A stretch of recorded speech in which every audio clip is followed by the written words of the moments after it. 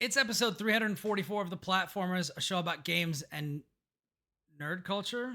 And I am your diamond goddess, Emma Frost. Brian Barnett. My thighs have jiggle physics, Kris Cornelise. Jesus Christ. I've got one this time. The ultimate sicko at Hope's Peak Academy, Lucas White. Nice. That's a good one. That's a good one. Yeah, we got a lot of stuff to talk about this week, and where should we start? We do have quite a bit. Yeah, we weren't here last week, and there's a bunch of stuff I wanted to talk about, so plenty we can cycle through. So, well, okay. First of all, let me tell you what we're not going to talk about, because there is some stuff that's coming up soon. We are not going to talk about Caves of Cud, if indeed that is how you pronounce that game's name, because next week we are scheduled to have one Jarrett Green on the show to talk about it with me. And I'm very, very excited about that, because this game is for perverts, degenerates, and deviants of all stripes. Adding it to the cart. It's real weird. I don't know. Lucas, it seems like the type of thing that you would have played. I'm like Chris, kind of aware of it, but I haven't really looked into it too much.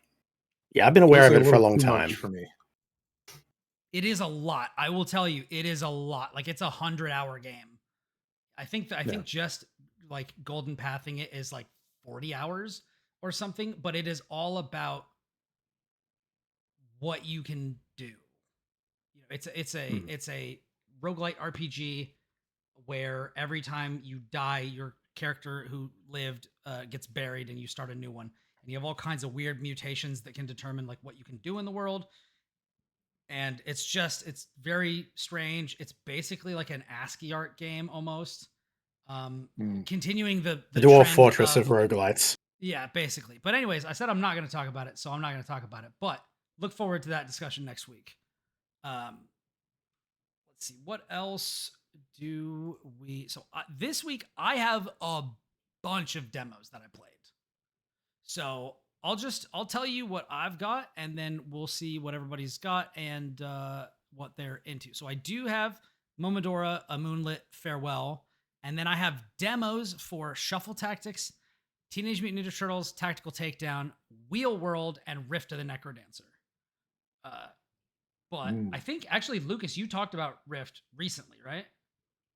I did. Yeah. So I guess I'll just bump in here and say that slaps. I like it a lot. It's really good. It's really good. So I guess, yeah, that's that. And then, good session, everybody. Whatever you guys have for this week, which I know Chris had a couple of things. Yeah, I got a couple of things. Obviously, I finally got around to finishing Citizen Sleeper 2. I can address that quickly. Mm-hmm. Also played one very classic game and one ticked off my bucket list that has been there for like a decade. So that was a sudden ooh over there. Yes, I just remembered something else that I played that was retro. So neat. But yeah, I got a couple of things, but we can just bounce around. What do you got, Lucas? What do you got? Two things. I can talk a little bit about the 100 line, and then there's also Saga Frontier 2 Remastered. Okay. Interesting. I'm very interested in both of these things. So why don't let's see, me or Chris will start first, because we have a little bit more to get to, so we can just bounce between us a little bit more evenly. So is there anything in particular that you want to get off your chest, Chris, early on? I suppose I can just rapid fire round out my Citizen Sleeper 2 thoughts. Yeah, sounds good. Let's do it. All right. So yeah, finally finished. Took me a bit longer than I would have liked, but generally really solid.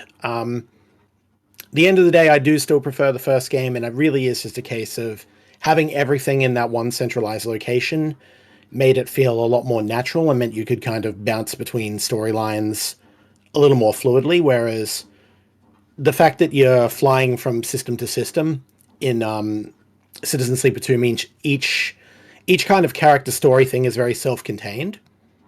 and so you just focus on that, like you do it one at a time. Feels very more episodic, I think, with only a little bit of overlap here and there between other things, even as it works towards the bigger plot. So while it's all generally good, I feel it flows more naturally in the original when it's all just on the eye. So that, and again, like it really did feel like there was a screenshot which I pointed at you guys where it was like, every single one of my dice is broken except for one, which is glitched. And it's like, yeah, I'm fine. I promise. Yeah. But that's like the only time I actually got pressured in the entire game. Every other time it's like resource management wasn't a thing. I was flush with everything I needed from pretty much the start and had very little trouble keeping on top of all the needs and requirements, which I liked the first one where you really had to juggle that very carefully and really balance that out. So I don't know. Just yeah, there's good stuff here, and I would still highly, highly recommend it if you at all like the first one or think it looks interesting in any way, shape, or form, because it is. There's some great writing. It's very, very heartful stuff there, and yeah, just a good game overall, but just not quite as jaw-droppingly awesome as the first, I suppose. Yeah. I feel like sequels are always kind of like set up to fail in that way, just because you kind of know what you're going in for. But it does still take some big swings. I just think that uh, sometimes we talk about less being more. I think this is definitely a situation where that's true. And that I feel like this universe in particular, the thing that stinks is that this universe in particular really benefits from diving deep into it. And there are a lot of ways in which the sequel actually lets it do that better. Like, I don't know if you did you ever go to that archive? Yes. Yeah. So that is a really great set piece. And Absolutely. the mining colony is too. Like, these are great ways to kind of get to know more about that universe, but having more consistent character voicing or stuff like that, I feel like would have worked better. Maybe if maybe they could have solved this problem and made this one like kind of reverberate as powerfully as the first one, is if they had more feedback lines from your party as you went around. Like, maybe that would have helped, because then you would have seen like how each person's philosophy that they bring to it is kind of like informing that sort of thing, instead of just having like one character that really like resonates with a single location. I don't know. Yeah, because there's a couple of characters who they'll join my crew, and then you basically never hear from them again, right? Like, they'll have occasional chime in lines, but by and large, it's just like, yeah, no, their story is done. They're just here to provide extra dice rolls on contracts, which helpful, but or even less helpful. Like, their story is you. Yeah, like that sort of a thing. So yeah, like certain characters, like obviously Seraphin and Junie in particular, really stood out because they were more present voices throughout multiple stages of the campaign, so they were pretty good. Bliss as well, obviously, but many of the other side characters were just not as much. They have their own main thing, and then they're largely just there. So it's like, yeah, all right, fair enough. So it's a few little tuning things you could do, but overall, like, when it's cooking, it's really cooking. And I thought like the bit of denouement towards the end, where you're wrapping up the last things while you're just decaying rapidly, is pretty good. And then just the last few lines, something ends and something new begins. Yeah, it's good. It's good. It's good. It's good. Yeah. Cool.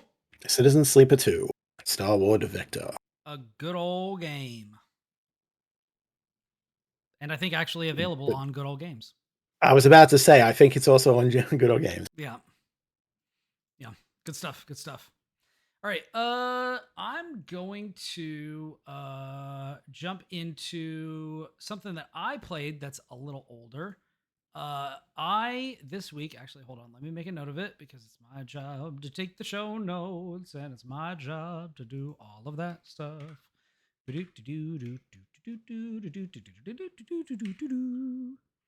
I played for the first time ever, mind you, Doom 64. And, Hey. Whoa. and I went back and I'm not done with it, but I started it. And also at the same time, because I bought it in the Steam sale, I bought a huge bundle of a bunch of Doom games. And like including Doom 3, which I'm going to get to eventually. And some other ones. I bought the Doom 1 plus Doom 2 package, which has like Doom 1 and Doom 2 and like a bunch of DLC stuff that I honestly I don't know what it is, like, because there's a lot of there's a pretty deep that you can go with Doom. There's like a Doom wads and like a bunch of custom stuff that like my cousin gets like crazy into.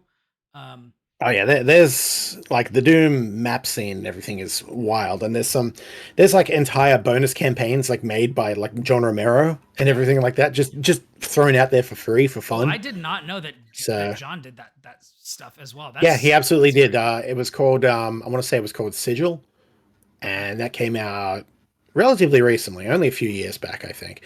But yeah, he just threw that out there one day amidst everything else. It's just like, yep, cool. And then and if you're really feeling experimental, there was one that dropped, I want to say it was like 2 years ago or so, called My House.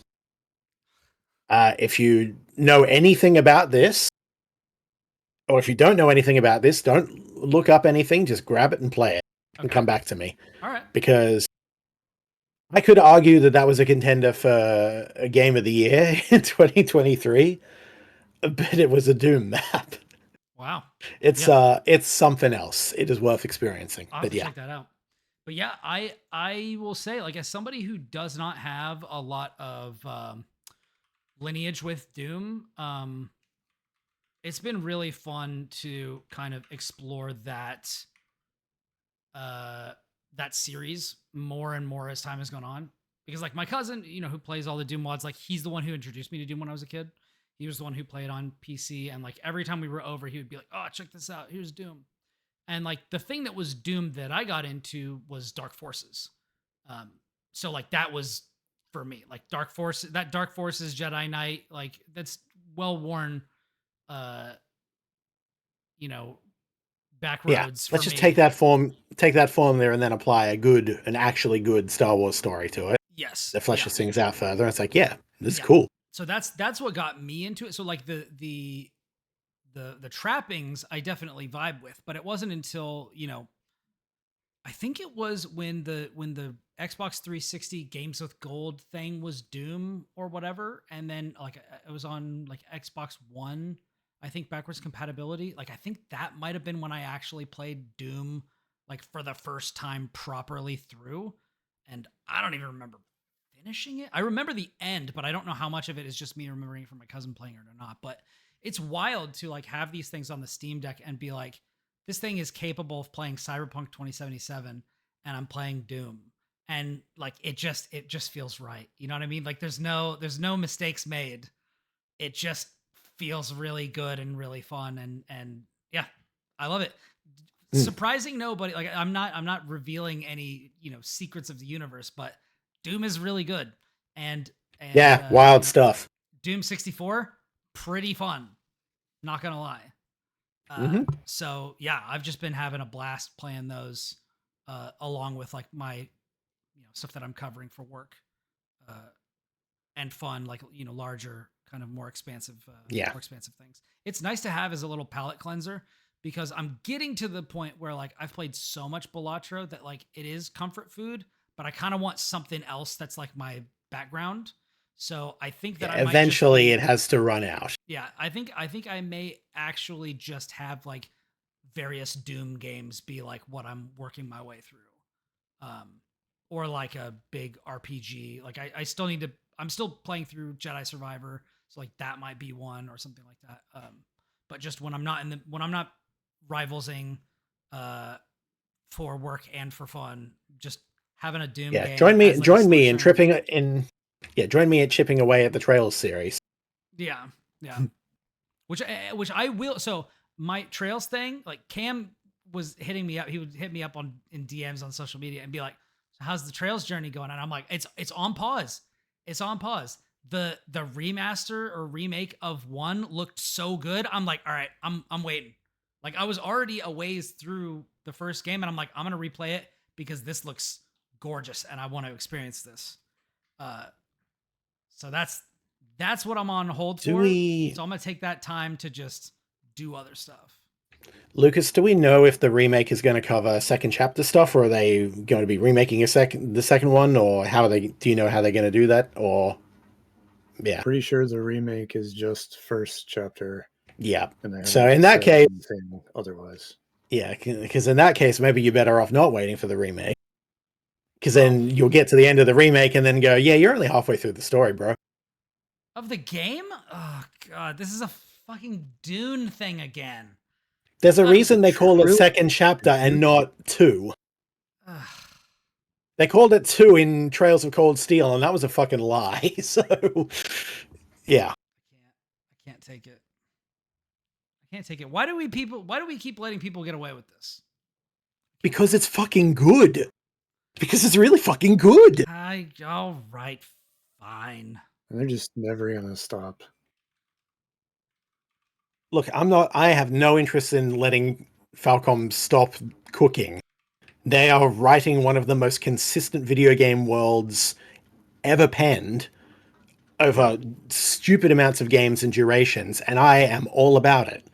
Let them cook. Yeah. I do wonder what the like upper limit of that ends up looking like, because Legend of Heroes was about other things at one point before they. Yeah, there were 3 games or so before Trails in the Sky kicked in, but I think there were several.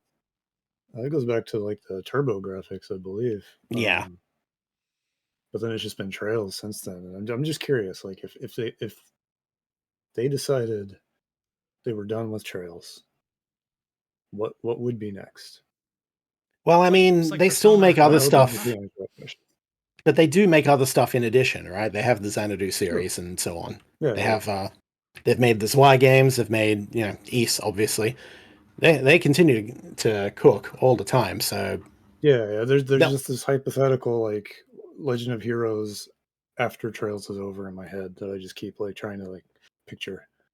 I doubt they'll call it that. I really don't, because like at this point that series is just so, it's almost like they're, it's tied in with the continent of Zemuria and everything that goes on there and that overarching story, and that has to reach a point where it's gonna wrap up, because obviously I'm several games behind, but like there were some reveals and curveballs that were thrown in towards the end of Cold Steel 4 that are like, oh, I think I see the shape of where this is going, and it's going to be dope. So, but I have no idea where we're at yet. To play the other parts of the series anyways. So. Yeah, exactly. Like, I'm sure they're fine, but they're just disconnected. So it's like, there's a lot less to be attached to there. Yeah, it's interesting. I just can't help but wonder. Yeah, one day they'll just remake those, and turns out they were part of a different corner of Zemuria all along. Who knows? Either way, looking forward to the remake, but don't assume that's the best jumping in point, because then you may just have to wait and then play second chapter in the older style and go, oh no. So I hate it. I hate it, because then it's like, now if I want to wait to play through the whole thing, they're doing this whole like Final Fantasy remaster thing or Resident Evil remaster thing, where it's just like, okay, like I want to have the new shiny, but also if you're not going to finish the game before it comes out and you're just going to give me half, they are going to finish the game. Now is this, it's just a 2-part story. So yes, okay, so it's like Trails in the Sky and then Trails in the Sky second chapter. Okay, so but they released as 2 games originally. Yes. But it's the same as like Trails from Zero and then Trails into Azure and like all that sort of stuff. Okay, there's 3 games. It's 1, 2, and 3. And gotcha, but it's a continuous story. Yeah. Okay, yeah, well, 3 is kind of its own thing, despite the name, but yeah. Okay, yeah, no, I'm fine with that. That's fine. Like if it was how it was originally released, I'm good. Yeah. Because ostensibly there will be like some sort of closure, like an Act 1 end. There will be. It's not just going to be like, oh my God, what was the game? where it just kind of didn't end Just stops. properly. Yeah, it didn't end. It just stopped. And it's like, I oh, feel like I know what you're talking about, but it's not coming to me. God. There's multiple games I've had that happen. But I mean, yeah. with the Dune movie, like the Denis Villeneuve Dune movie, where it's just like, wait, excuse me, you're stopping there? And I'll be real. I felt the same way about Peter Jackson's Fellowship of the Ring, where I was like, all right, like I'm warmed up, I'm into it. Yeah, I wouldn't have gotten very Ready? far without Sam. And then it's just like, da, da, da, da, da, da, da. I don't know why I'm going with the Pirates music. Why did you go with the? Yeah, okay. Like I don't know, got Gore Verbinski on the brain, I guess. It's all the same movie. This is the most convoluted, like, little anecdote ever. Like, wow.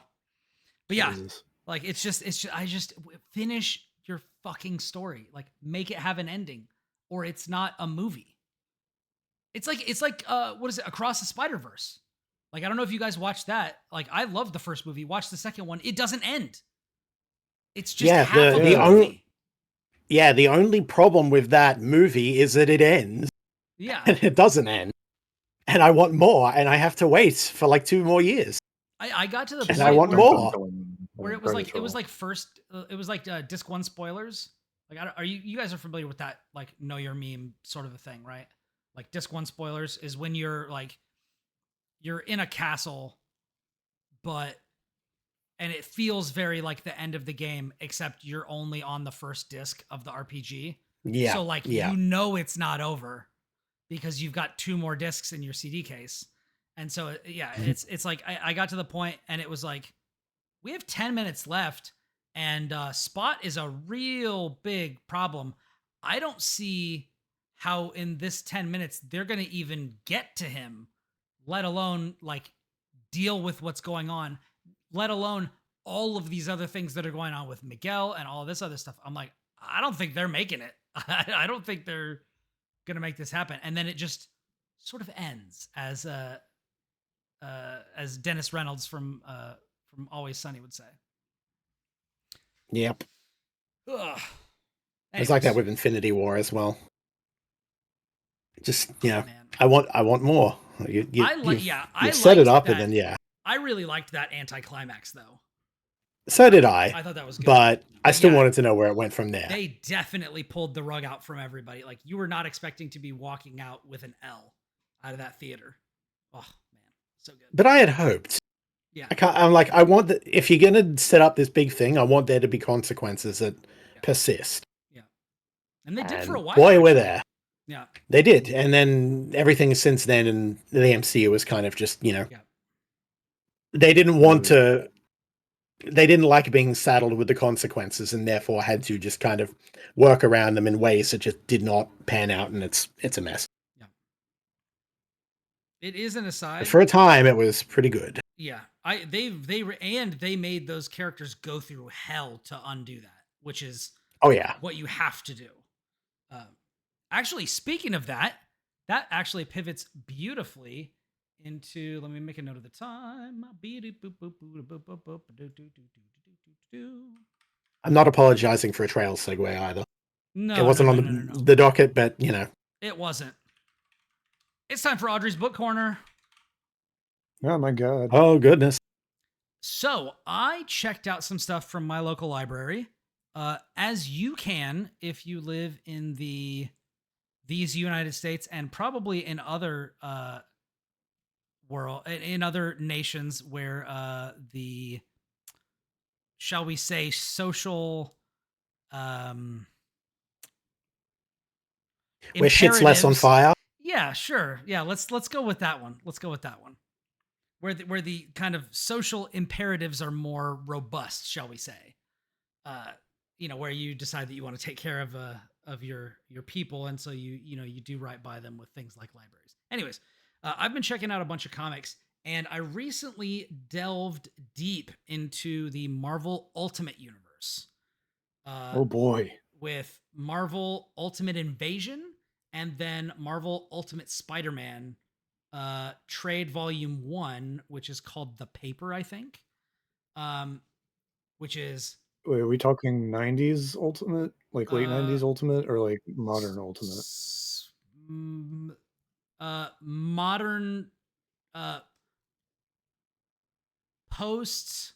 Ugh, how do I get into this without? Oh I might be god. just have to Wait, spoil it. there's like 3 or 4 versions of Ultimate now, aren't there? Never mind. This is actually, hold on. Let me Even just more look it up. ultimate than the last You ultimate. guys vamp. A communications This disruption is kind of why can mean only technical one thing: difficulties. Please wait. invasion. But, yeah, this is a thing I don't like about, and why I kind of steer away from keeping up with comics is like you really got to dig to figure out where the hell everything fits and which run is which and which is good and which isn't and what connects and yeah.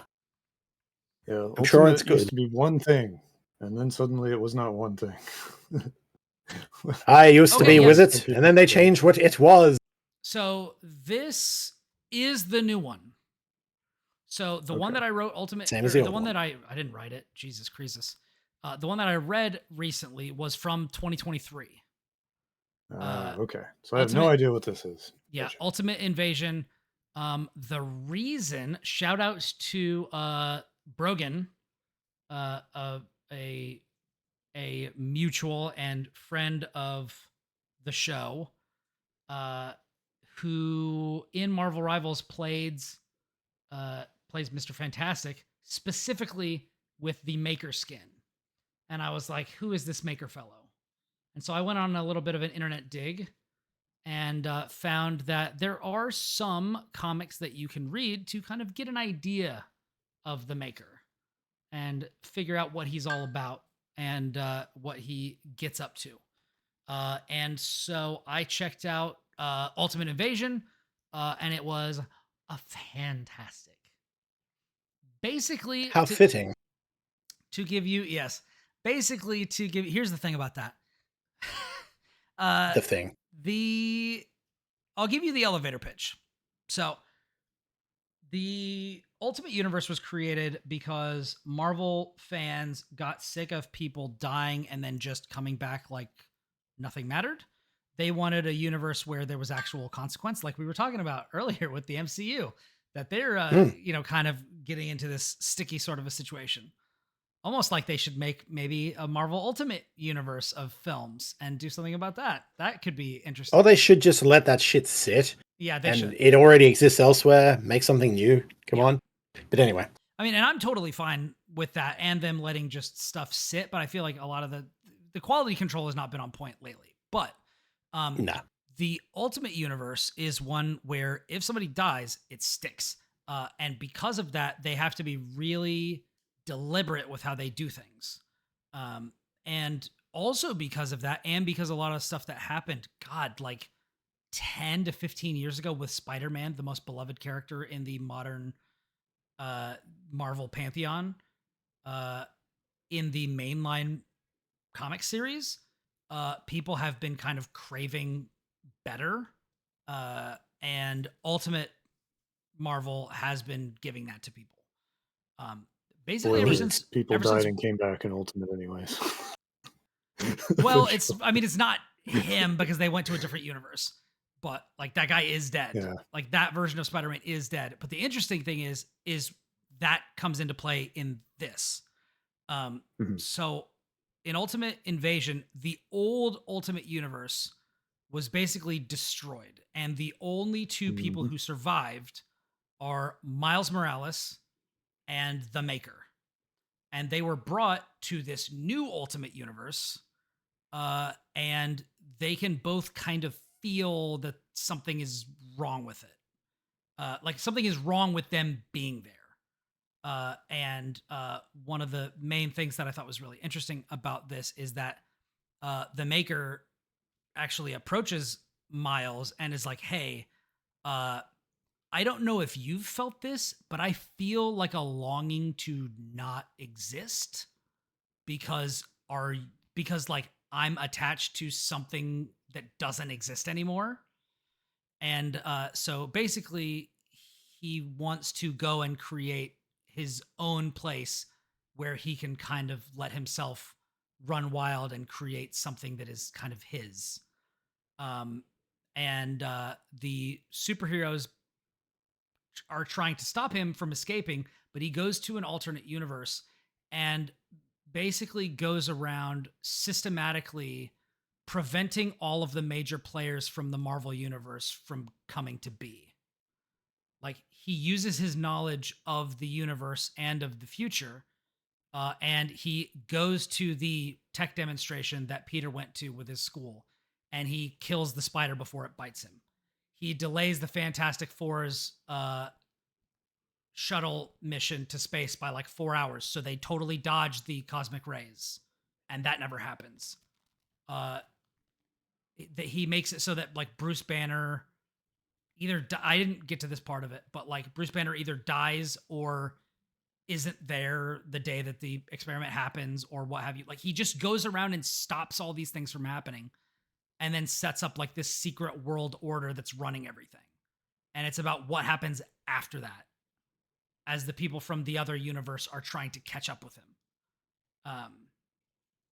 And it's an interesting premise. It's really interesting. And it also goes in like there's other things he goes back early enough that like Tony Stark isn't Iron Man, Howard becomes Iron Man, like his dad does, and he has an alliance with Stain. He's got this hit list of superheroes that actually Tony comes into possession of later, and it's just all the people that he went back and just wrecked. So Tony starts to try to like put the pieces back together, as it were. You know, he tries to get some of these things like recreated to try to jumpstart like the resistance. And Tony actually becomes a totally different person in the far future and then ends up coming back and like trying to reshape and combat him. So in this universe, Tony basically becomes Kang. And it's like really wild. And then the Ultimate Spider-Man #1 picks up after that, where like Tony from the future sends Peter like a spider and a suit. And like in this universe, because Peter never became Spider-Man, he and Harry never got into fights, so they're still best friends. And he has a family and they run this company together, and it's just there's a lot of weird stuff. So like it is you can look at the entire Marvel like comics universe from a totally different angle than you normally would, and I find that approach really fascinating. That's a pretty cool idea for sure. Yeah, so I am definitely going to be reading more like Ultimate stuff, which I've heard from several comic people that like if you're into Marvel, this is where the good stuff is right now. Good stuff. So yeah, I highly recommend it. Keep me apprised. Yeah, it's really good. And I think I've got Ultimate Black Panther coming in soon, and like just a bunch of other like starts to those series because they've been going for like the past couple of years. But yeah, that's Audrey's book. Funny, I was reading Ultimate Marvel pretty hungrily up until like kind of around when the Maker first shows up, and that's kind of where I dropped off. Oh yeah. It's funny to see him being like the centerpiece of the whole thing now, several years later. He is Wild. Seems to me to be like a really good like villain to have as the centerpiece, because he's so smart, he's so capable, and like it's having like a big brain villain can be really tricky, but this is why Doom and Magneto are so compelling. Yeah. They're not dumbasses. Yeah. It's good. It's good. And there's wrinkles of what's going on with Doom in this one as well. So that's a lot of fun too. So yeah, I recommend it. Neat. Audrey's Book Corner.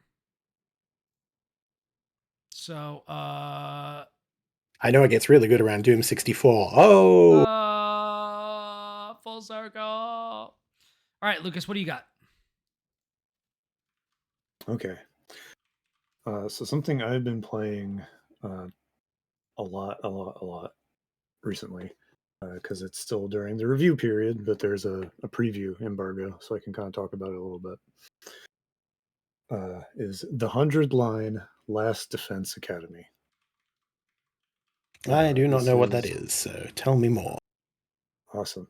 So this game is significant because it's kind of a meeting of the minds between two of like modern uh, visual novel royalty in a way.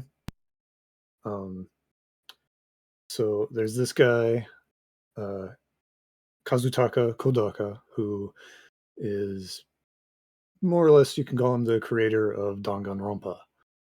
Uh, and then there's a guy named Kotaro Uchikoshi, who Kris, I know you'll know him as the guy behind the Zero Escape series. Mm-hmm. So these two guys have a very similar. They share a similar space in like the genre and what they're known for, but very Yeah. different methodologies. We'll say. When I'm wearing this T-shirt, it's kind of appropriate. It says "Seek a Way Out." It's got the Yep. the gas mask on it. Anyways, I dig it. so both of these guys were at Spike Chunsoft when they were kind of doing their individual things, and then they left, and they both formed this other company called Tukio Games. But they hadn't worked together yet. They'd been kind of doing other stuff separately. Uh, Tukio is kind of like their. This is where we show up to like do if we want to make our own thing, like it's our indie studio. Yep. And then like Uchikoshi's still working on things like the I Somnium series and whatnot with Spike Chunsoft still. So they finally are like, all right, now we're gonna get together. We're gonna co-direct a video game, and this is what that is. And it is like literally, it's like if you took Danganronpa and took like the sort of more sci-fi kind of Pseudoscience-y stuff. lore heavy pseudoscience of Uchikoshi stuff and just smashed them together. You had my curiosity, but now you have my attention. Yep. Yeah. So the premise is basically humanity lives in this like dome bubble version of Tokyo where everything's perfect and nothing changes, but there's every now and then there's sirens and everyone has to go hide in a bunker underground, but nobody really knows what they do. It's just what they do. But eventually, the main character ends up above ground during the siren and like cute but horribly violent aliens are like attacking and killing people and stuff.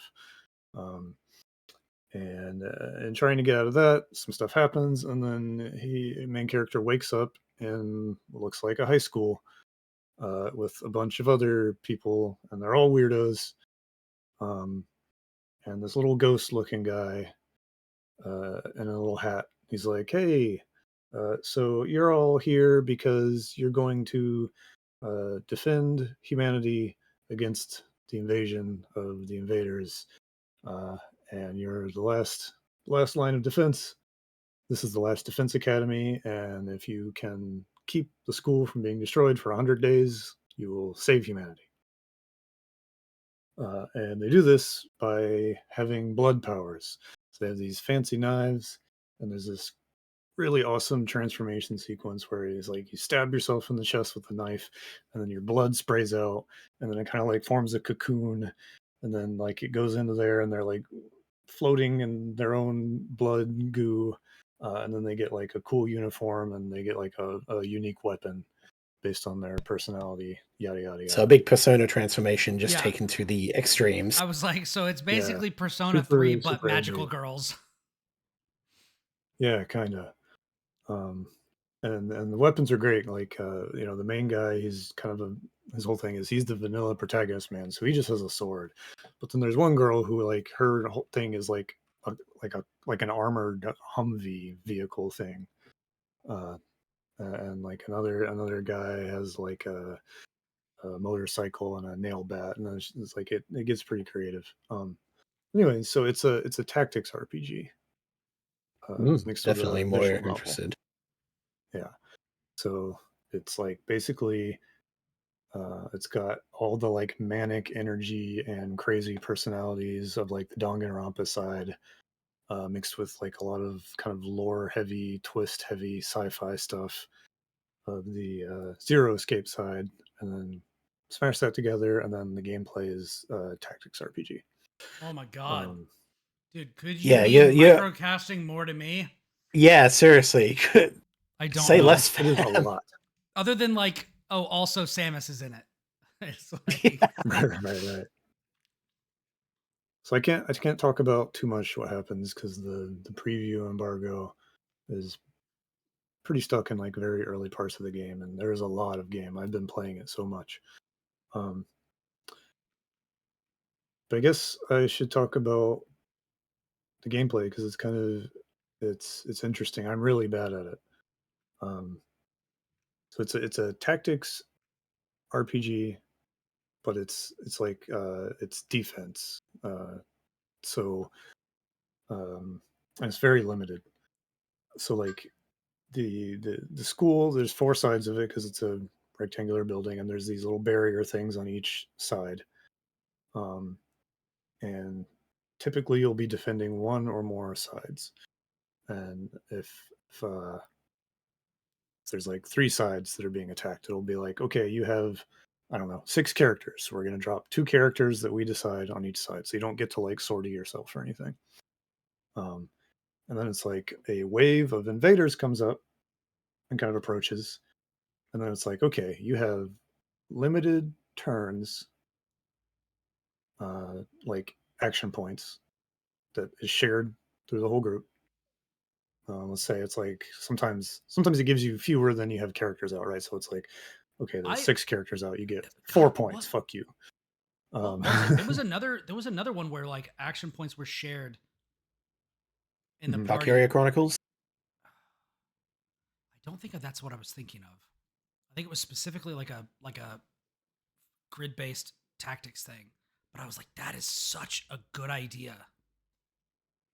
Anyways, doesn't matter. I like that idea. I think it's really interesting because then if you have one character that's like more valuable in one situation than another, then you don't have to lament the fact that they can only do one thing and then everybody else just kind of is stuck being kind of useless.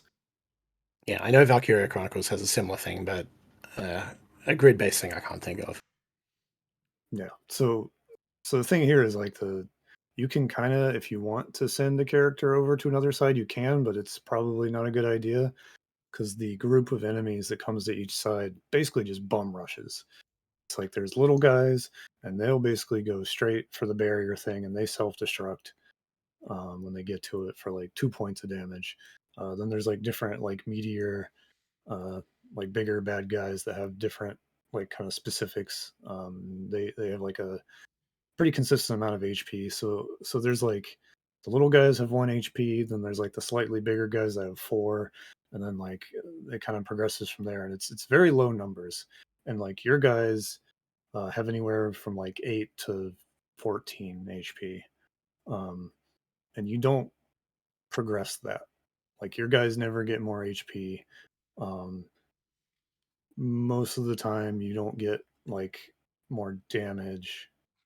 Um, and it's very much like, okay, each person, their attack has like different reach and properties, and you basically have to like figure out, um, okay, what can I do? How should I start this turn? And then like the enemy reacts, and you got to kind of react to that, and see like, okay, the barriers have like 50 HP, so it's like, okay, you basically have to constantly be thinking like, all right, which of these am I going to let go past me?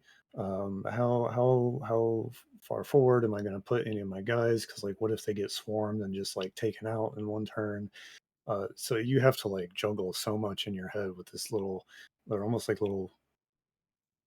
It's like puzzles, but there's a lot of randomness to them because you can't predict necessarily how all the enemies are going to act.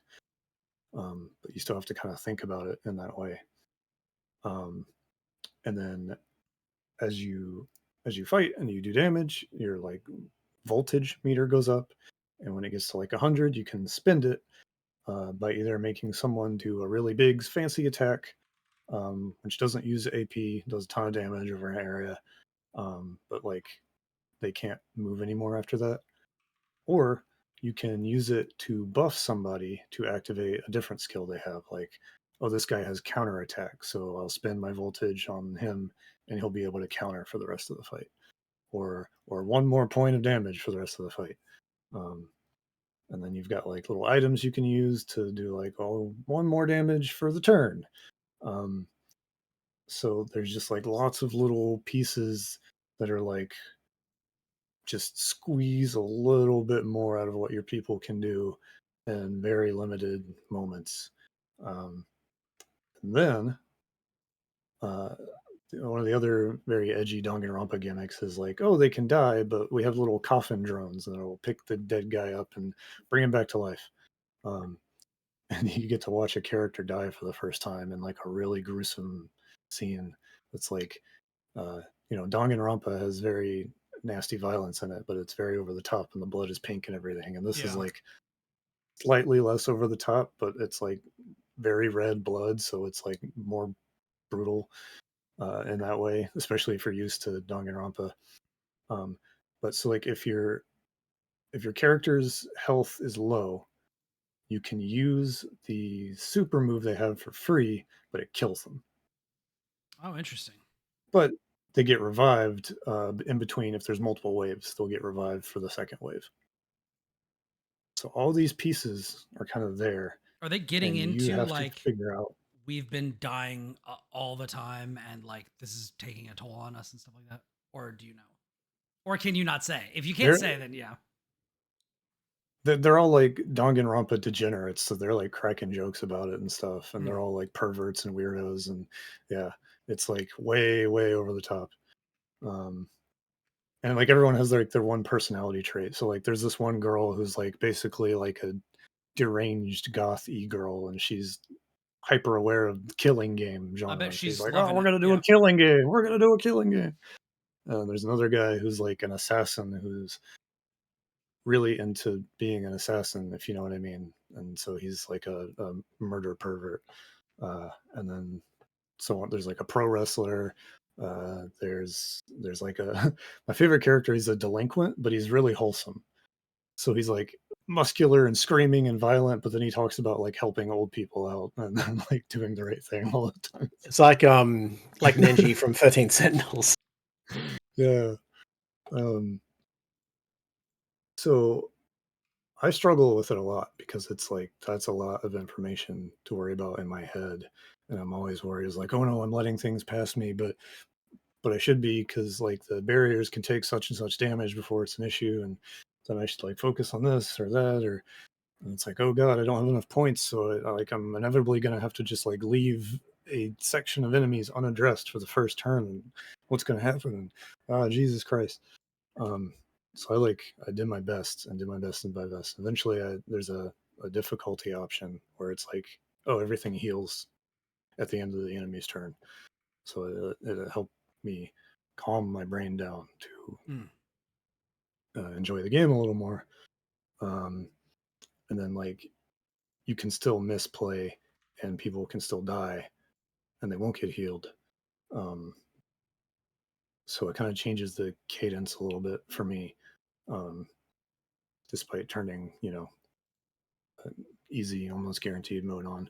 But it is very complex, um, but very straightforward at the same time, because you're not like you can like upgrade skills to give them different things, like it builds your meter faster, or your character can move an additional space before they do it or something like that. But it's never like, oh, plus XYZ to attack or defense or whatever. It's like that static, those numbers don't change the whole time. So it's like the scenario is always different, and the enemies you're fighting are arranged differently, or like the nastiest fog of war I've ever encountered in a tactics game will come into play, or other gimmicks based on the enemies you fight, and it's a lot. It's really interesting. I think if I was better at strategic thinking, I would be super into it. But I feel like I'm kind of being dragged along a lot by it, which is fine. Because the story is really interesting. And I guess I can't really get into much about why that is, but if you're familiar with the series these two guys are known for, you You can kind probably of got a make some decent educated. idea. Yeah, it's like on one hand, zany, edgy stuff, and then here's the guy that likes to play with plot twists and format and stuff. So you put those things together, and that's kind of where this game goes. And yeah, I've been. It has just been all I've been engaging with, outside of like writing news every day for like, I don't know, a week or so, if not longer. And I'm still playing it. It is a lot of video game. Yeah, It no, is very this everything you're saying is like, okay, I need this, I need this, I need this, I need this. It I almost sounds think, like turn-based StarCraft in how much crisis mm, management you have to do. yeah, that's a good way to put it. It's like constant crisis management. And that's like a theme because it's like, they never know when the invaders are going to attack. So you'll just go through the day and the day and the day, and sometimes it's like, here's free time. You can go, you know, give a gift to somebody or work on your friendships or whatever. But then it'll be like, Social oh, the link, day's go. winding down, and then suddenly the alarm starts blaring, and everyone's like, oh Jesus, and it's time to go do a fight. And you never know when it'll happen.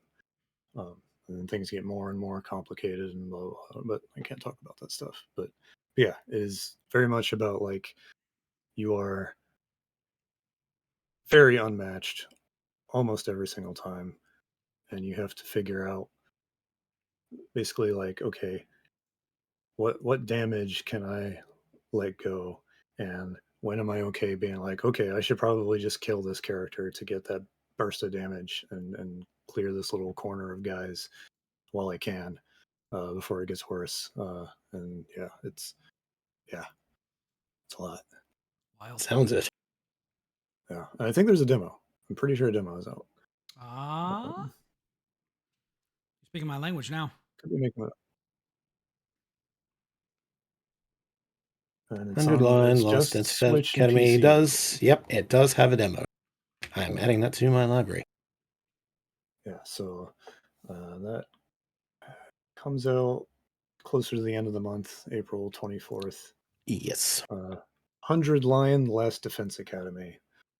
It is very much like the dream team of crazy visual novels, making a just uh,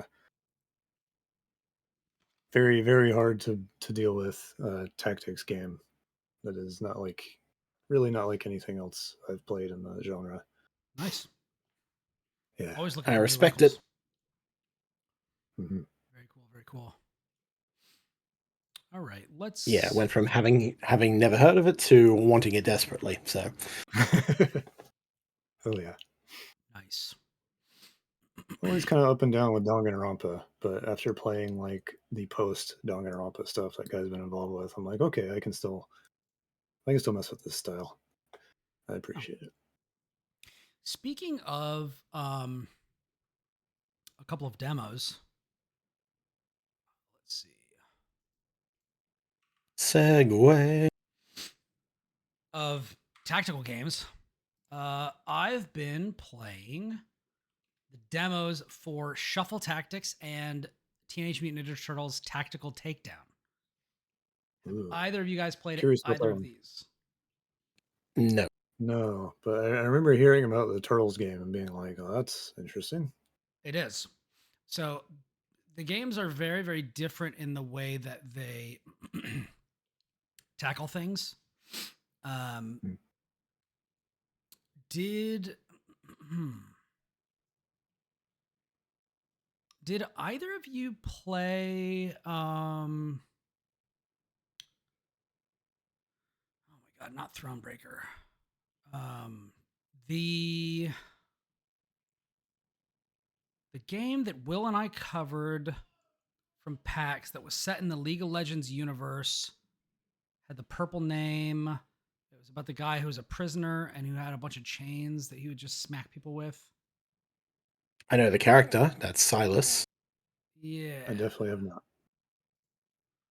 but I am unfamiliar with the game in question. What is that game?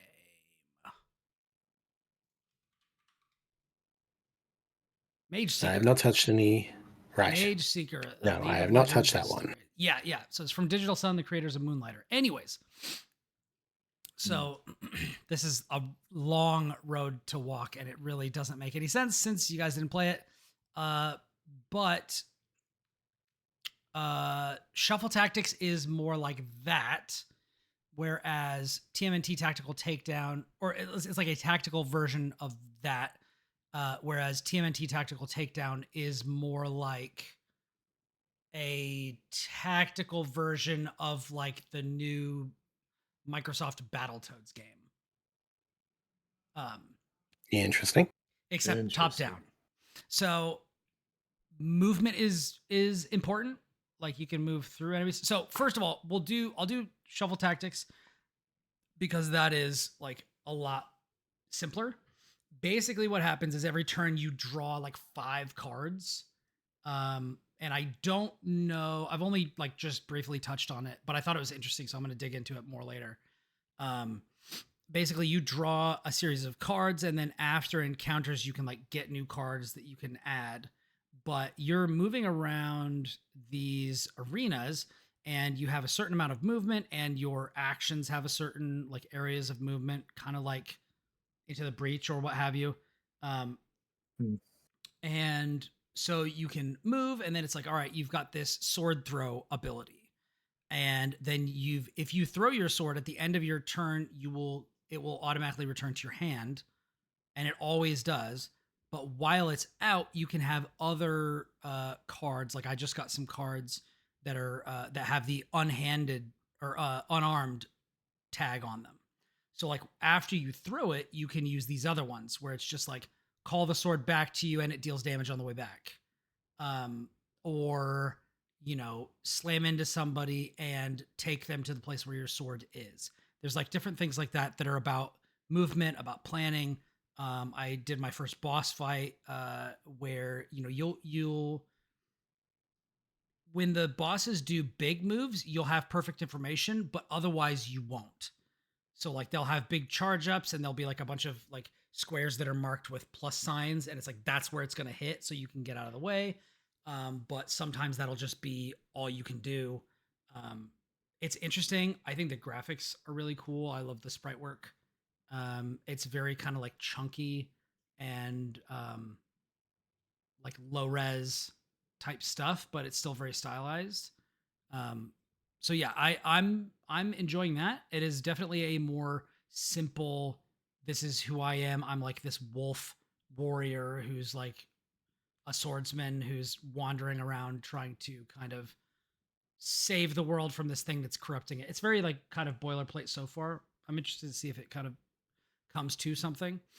The TMNT game is different because it plays very much like a side-scrolling beat 'em up, and even in the way that the levels unfold is very similar.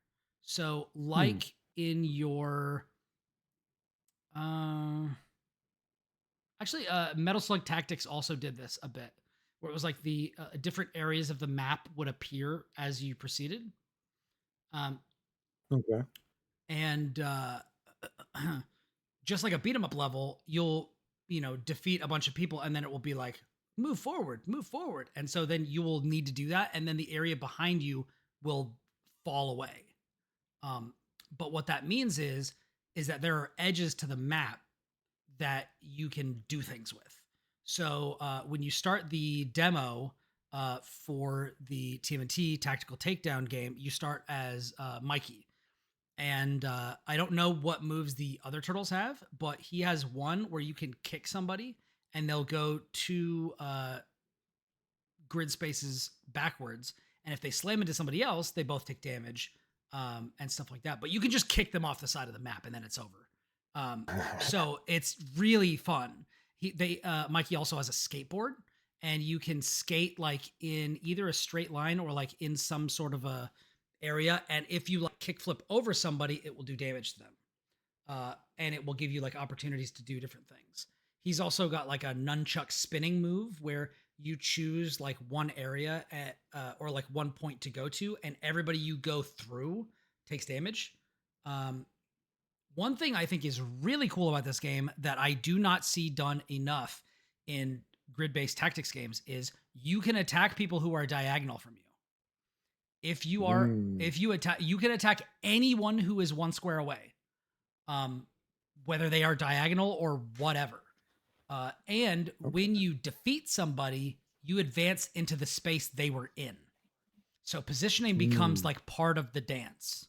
So it's like, all right, I'm going to attack this guy, and you have like you have like 6 shuriken that like know how many actions you can take. And you can switch back and forth between movement and that as many times as you want, but movement takes an action, attacking takes an action. So you move to an enemy who has like 3 hearts or whatever. You attack once, that knocks away one of their hearts. The next time you attack, if it's in the same turn, it knocks away 2 of their hearts. So now they're done. You take their place. Then if there's somebody diagonal to them, you can do that. You can do that. So you can set yourself up for almost like Tony Hawk-esque runs where it's like, I'm going to skateboard over here to be behind this person. Then I'm going to attack, go through them. Then I'm going to do like my line attack and go through these people. Then I'm going to do my kick and kick this guy off the ledge or into this other guy, like to reposition people.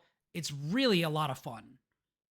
The art style is super charming, very in keeping with like modern TMNT stuff, very cartoonish, very kind of fun and colorful. The framing device in the demo is that I think her name is Sarai or whatever. She's in the beat 'em up game. Karai? Yeah. So she's kind of leading the Foot Clan down into the Turtles' hideout, and she's trying to get something that they have there and then get out. Because you're only one turtle, you're not able to stop them. And so she gets away, and then he has to try to reunite with the other turtles. And I'm not sure if there's like co-op or if you're going to control multiple characters at some point, but as it stands, really fun, really interesting wrinkle on the kind of grid-based tactics thing that kind of puts the onus on your movement in a very different way than Metal Slug Tactics did. That was a run and gun game that they turned into a tactics game where it was basically like the more you move before your action, the more you're just going to dodge attacks. This one is about like, oh no, you have a lot of actions, so just explore the space and go wild, which feels very ninja like. Like you should just be dancing circles and stuff all over these guys, and that's what it feels like. So I like it a lot. Runs beautifully on Steam Deck. All of these I played on there. And so, if you're looking for tactics stuff, like there's a lot of good stuff out there right now, which is fantastic. That sounds awesome. I'm looking at the Steam page now, and it's self-described as a turn-based beat 'em up, which is awesome. Which is basically exactly how I described it, and I didn't even read that. So it's like, that they understood the assignment and they're doing it. That's great. Yeah, as someone who kind of likes tactics games, but as I was talking about earlier, I'm very bad at them. This looks like something that's much more manageable for me. Yes. So I definitely want to try it. And because you have so much, you have so many actions per turn, like it's very easy to not get screwed over. At least, so far. Like obviously they're probably not going to try to screw you over in the demo, but like you get what I mean. Like you have so many actions. It's really easy to be like, probably could have done that better. Let me like retreat and regroup and this sort of thing. Nice. Yeah. TMNT's tactics fans be eating good. Definitely. And Turtles fans. TMNT's kind of become this like indie game platform. Yeah. Like this one is developed and self-published by the developer of the roguelite that came out recently, Splintered Fate. That was another like self-published kind of smaller game. Which I have not played, but I want to. It's really good. Yeah. It's like very, it's very much like Hades, but Oh my pulled god. back, scaled down. Oh my god. Um, It's still my yeah, beating heart. it's really solid for what it is. It's cool to see like a random license like TMNT used for like, here, we'll license this out to some indie devs to do like a weird thing that nobody would expect. You might as well, right? It's so Yeah. crazy how much there's been like a resurgence in like these older IPs that like kind of fell out of not out of like favor with audiences, because like there have been movies and stuff to like varying degrees of quality, but like just been gone for the gaming space for like kind of no good reason. And then like Shredder's Revenge is just like, we back, baby. And it's just like, oh my god, like injected into my veins, And it's so weird because like you could look at it cynically as like, oh, this is just nostalgia bait. But it's like these games are all great. Like it's not they're not about and they're not just leaning on older tropes or making out another one. They're actually exploring and pushing forward these sometimes, oft forgotten genres and going, okay, but how do we put our own wrinkle on it? Yeah. I mean, I guess you could make the argument that it is just Memba Berries with Shredder's Revenge after playing like Turtles in Time, because it is very similar. But then it's like, well, then they added like a God, what was that extra mode? Like Dimension Zero or whatever, like Dimension X or something, where it's just like you just play through like a sequence of levels. Like they added new modes to it and stuff like that. Yeah, it's got like more combo heavy systems to it and stuff. Yeah. Yeah, they've definitely like added more depth to it. Yeah, I love it. I think it's fantastic. Like it's really great to see so many of these little projects just be like, yeah, and it comes out and it's great and it's just reliable. I love it. I think it's great. Crazy. You make the art and you release the art and the art is good. Yeah, and the people like it. It's wild how that happens. Yeah, novel concept. Yeah, TMNT kind of danced around bigger publishers for a while, and it went poorly every time. It's like Konami had it, and that went okay, and that was in like the early 2000s, I think. And then it went to Ubisoft, and that just went really poorly. And then it went to Activision, and it's like when you go from having a bad time at Ubisoft to Activision, it's probably just the situation is not going to improve by the addition of more Activision. When you French fry, when you ship pizza, you're gonna have a bad time. That happened at the same time Activision was also screwing Platinum Games over, so it was like double bad. Yeah. Yeah. So it's nice that they kind of were like, all right, maybe no more big AAA third parties. Let's do something different. Let's go to a really passionate small team like Lizard Cube or something. Yeah. It's just like, in general, this is just what should be done anyway. We're seeing that more and more. Yep. Just the AAA space is eating itself alive. Get out of there while you can. Yeah. Do not support this shit. Do not trust anything Activision tells you. Yeah, it's wild. It's really even now when they're Microsoft. Definitely don't trust them as Microsoft. Yeah. All right. Kris, where did you want to take us next? So, let me tell you about a game called OneShot. Oh my. Have either of you played OneShot? Not all the way through, but I have played some of it, yes. So, OneShot is a game made in RPG Maker, of all things, that has no combat, no RPG at all. Kind of goes back to the whole, the horror scene thing that we mentioned previously. However, this isn't horror either. It's just kind of like puzzle exploration, dialogue game, whatever. But with a few wrinkles. And I will get to that. But the premise is that you control this little cat boy named Nico, and he finds a light bulb. He is transported to a magical world, and he finds a light bulb, and this light bulb is to become the new sun of this world that has lost its sun. So you have to navigate this basically dying world that has been mostly without light for some time now, and is just starting to decay further. And you have to take it to the tower in the center of the land, take it to the top, and then light it up, and it becomes the sun. That is your goal. I say specifically you control Nico, because you aren't Nico, you are you controlling Nico.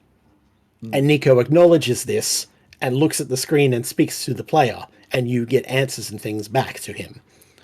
So it is very much a meta game in that regard.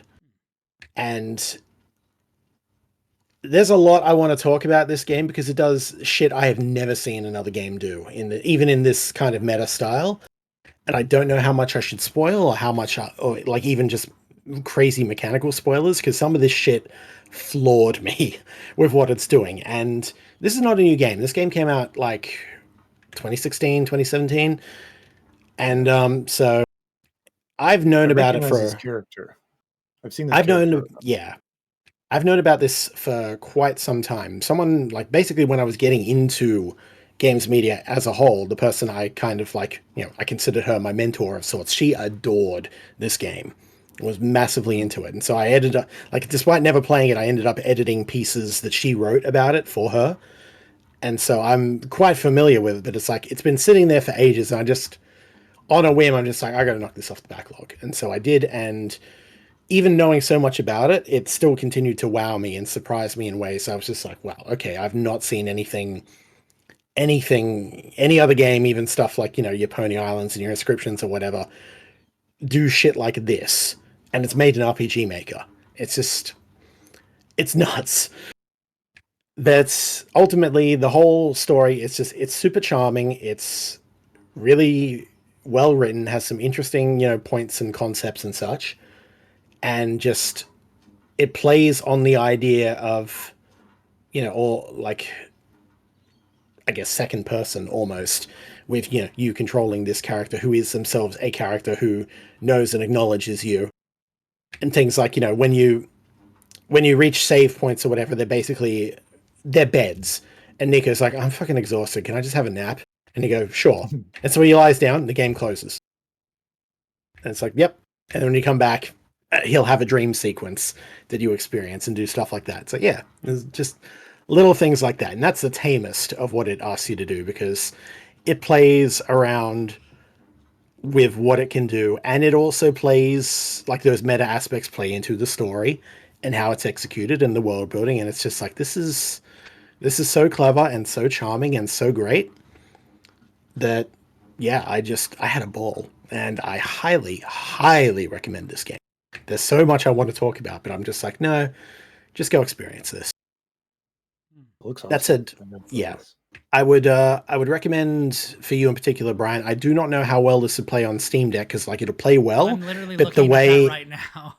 Yeah, that's what I thought, because there is apparently a different version of the game called OneShot World Machine Edition that is Steam Deck compatible. Okay, good. But I already own OneShot, and I don't know that I want to buy a new version. It's pretty cheap if you do want to get away with it, but like at the same time, yeah, like play it on PC if you can, because it plays around with, things like window size and file structure. So yeah, I guess like I said, never seen anything like this before. So it's just, I do not know how it would play on Steam Deck. It's on Switch too. Oh, interesting. Okay, so Neat. So it is normally $10, but if you buy the bundle and you already own it, you can get it for $7.50. So I actually can. That's pretty good. I can get it at a little bit of a discount on the World Machine Edition. I wonder if I should not do that and just play it on my desktop, if that would be better. What do you think? Because like there is something to be said for like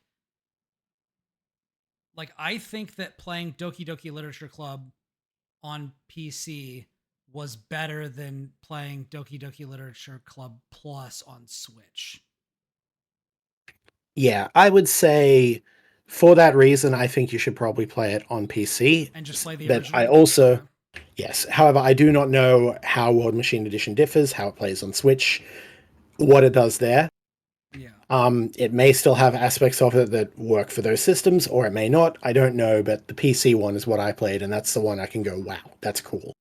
So, your mileage may vary, but let me know if you do. But again, highly recommend you play it in some version because this was, again, known about this game for ages. So glad I finally got around to it now. Everything people say about it is spot on. It is excellent.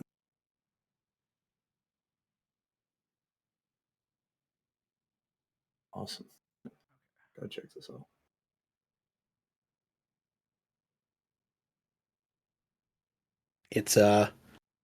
It surprised me by calling me Kris. It's like, oh, by the way, Kris, you only get one shot at this. I'm like, okay, I'm in. Paying attention. Cool. Yeah, I'll have to go back to that and finish it because I did not when I played it. First time. The overall thing took me about 6 hours to complete, and that's technically 2 completions. It's sort of like a Nier Automata situation, like first ending, second ending kind of thing. But a game where it's short enough where I'll actually tolerate that. You should tolerate it for Nier Automata anyway. I have Nier Automata actually. I bought it on Steam Deck. I have it loaded on Steam Deck. I got to get through a bunch of games, but I'm eventually going to go back to it. My only annoyance is I played a bunch of it on Xbox where I bought it when it was like on sale. And now I'm going to have to just redo all of that, which is like kind of fine because like it's, you know, it's a refresher. As somebody who has played it from scratch 3 times, it's worth it. But yeah. The thing about Nier Automata, and this is a complete aside, is that I actually don't think very much of the combat in that game. Oh, you're not alone in it. It's like on the lower end of, like, it's fine. It's serviceable. It's better than the original Nier was. Like, it's okay. And so, yeah. And it takes Replicant's combat is better, but you know, so long to get anywhere. It is maddening. I really didn't find it that bad at all. But yeah, to each their own. I have a lot of patience until I don't, and then I have none. I get that. Can't you ride a moose or something like that? Can't you ride? Or a boar? You can. You absolutely can. Yeah. Ride a what?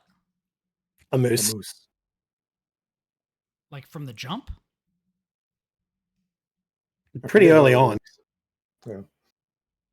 There's animals that roam around and they will fuck your shit up if you get too aggressive. However, you can get an item that just lets you jump on the back and ride them. Oh. Why not? Yeah, I'll have to check that It accomplishes nothing except for the fact that you get to ride a moose and or boar around. Why not? I'll get to ride on the back of one of the last surviving members of the megafauna class of That's it, exactly. In the world. I mean, that sounds pretty good to me. Yeah, right. Nier Automata is great, but so is OneShot. Let's see. Do I want to talk about? I guess I can briefly touch on this. Since I don't really have anything else. Momodora Moonlit Farewell. So we've talked about Momodora before. I don't think briefly in passing, yes. You were here. I don't think you were here. I don't think so. Have you played the Momodora series before? A little bit. I'm aware of it. Okay. So, did it swap to 3D or did I imagine that? You imagined that. Or there might be another one. None of the ones that I've played are 3D. Okay. They're all. I seem to recall hearing or seeing something about that and going, huh, interesting. But yeah, the one I've played is 2D. So. Let me see. I think Momodora 3 is the one I played. Yeah, Reverie Under the Moonlight. Yeah. That's the one I've played. Yeah. That's like the big one. The one that kind of broke containment a little bit. Although still, I think that's only by like modern gaming standards. Like, I don't think it actually like it's still niche, yeah. For us, it broke through a little bit. But yeah, so Moonlit Farewell takes place after that. Yeah, so you're supposed to save your village from like a demonic invasion and stuff. You got all the classics. You got your busty demonesses, as one is wont to have. You've got God intended. As God intended. I mean, if we've been, oh snap, no, I totally forgot what else I was going to talk about this week that I was showing you guys before that we'll have to get to. But yeah, you've got your maiden from a small remote village with like a maple leaf that she uses as a sword, and it's enchanted, and you're going around.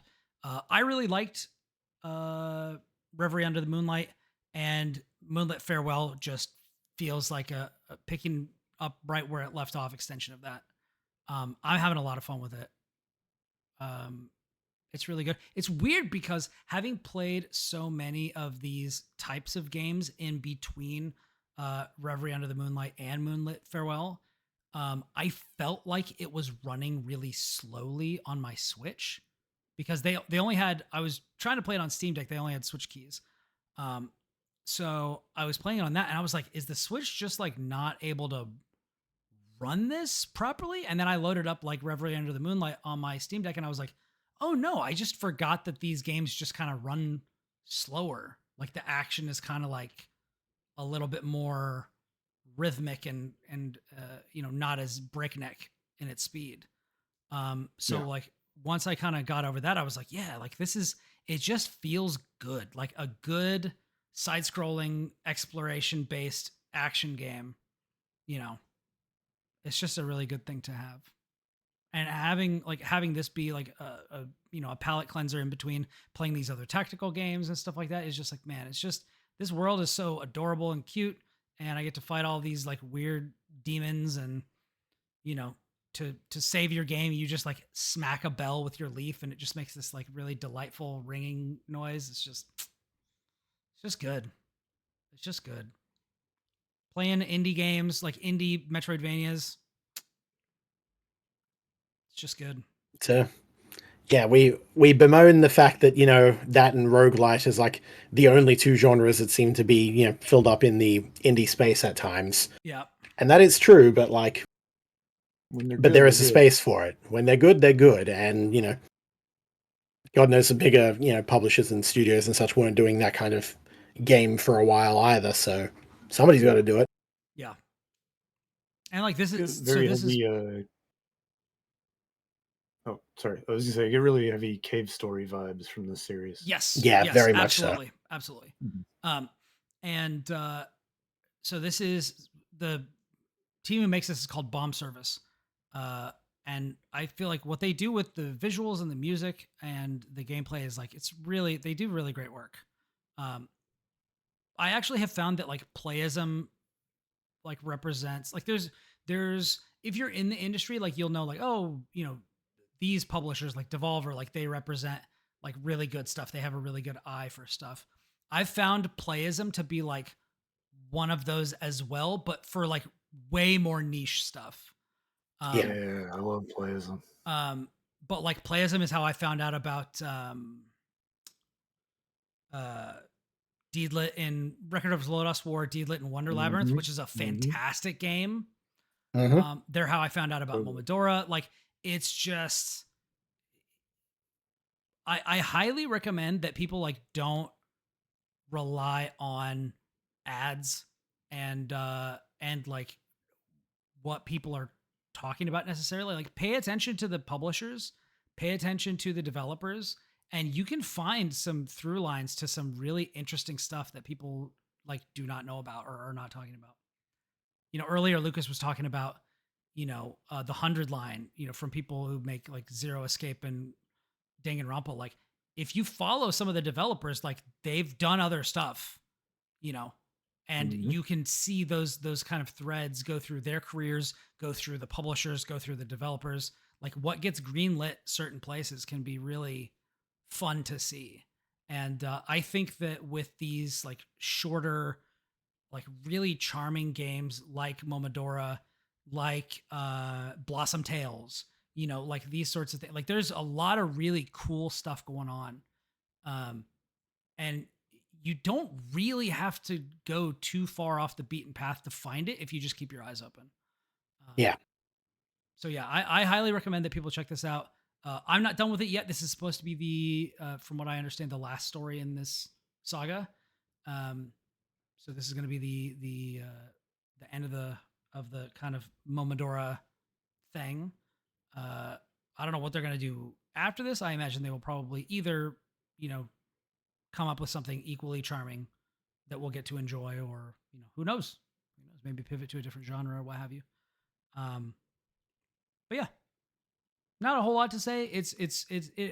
I love the way that these games kind of strike a really nice balance between like cutesy and macabre. Like it's not Yeah. it's not depressing, but it's also not happy. Like some messed up stuff is happening, but it doesn't like linger on it. It isn't trying to like fetishize like terrible things, but it also isn't trying to shy away from it. It keeps a light tone while still being like about decay and suffering in a way. It's very odd. Like the way that like there are some games where it's like The Last of Us, just as like a very popular example, where it's just like this game is about bad things happening and it's kind of hard to watch sometimes, or it's just like I need to kind of take a break from it every now and again. But like the playful tone that Momodora keeps throughout all this it just kind of goes down easy, It's very interesting. I would be kind of intrigued to find out if there is like some special sauce to that and how you kind of straddle that line and make it seems so easy that I didn't even really notice it until now talking about it. But anyways, yeah, I dig it. I'm having a lot of fun with it, so go check it out. Good stuff. Yeah, that's a series again I've played a little bit of and seen in places, and it's like, yeah, no, this is a cool ass series, and I'm glad they keep on doing their thing. So yeah, the first two are free on itch, so I've been meaning to start nice. from there. Yeah. Very nice. Actually, I might be wrong. Yeah, I am wrong. I was wrong. Momodora Reverie Under the Moonlight is not Momodora 3, it's Momodora 4. So this one is Momodora 5. Momodora 3 is just called Momodora 3. So yeah. Neat. Yeah, it's good. It's good.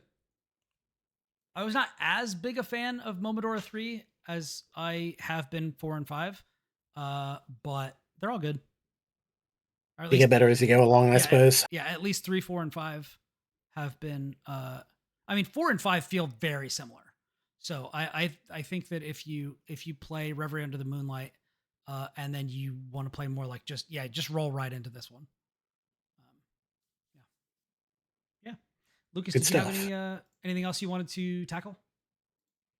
I know we're I don't know how much longer we're gonna go. We are going a little bit, like this is a full-fledged hour and a half episode. I don't know how much we want to get to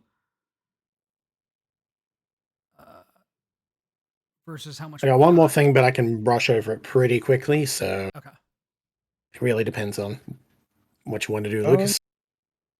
I mean, I had a second thing, if that's cool. Yeah, go for it. And so, tell us sick things about the Saga series. Yeah. So,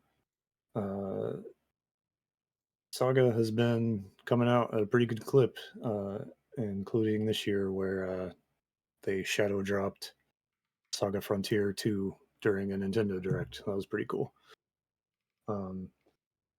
So Frontier 2 is one of the ones I hadn't played yet. One of the reasons was I knew this was kind of coming, so I was kind of waiting for that to try it for the first time.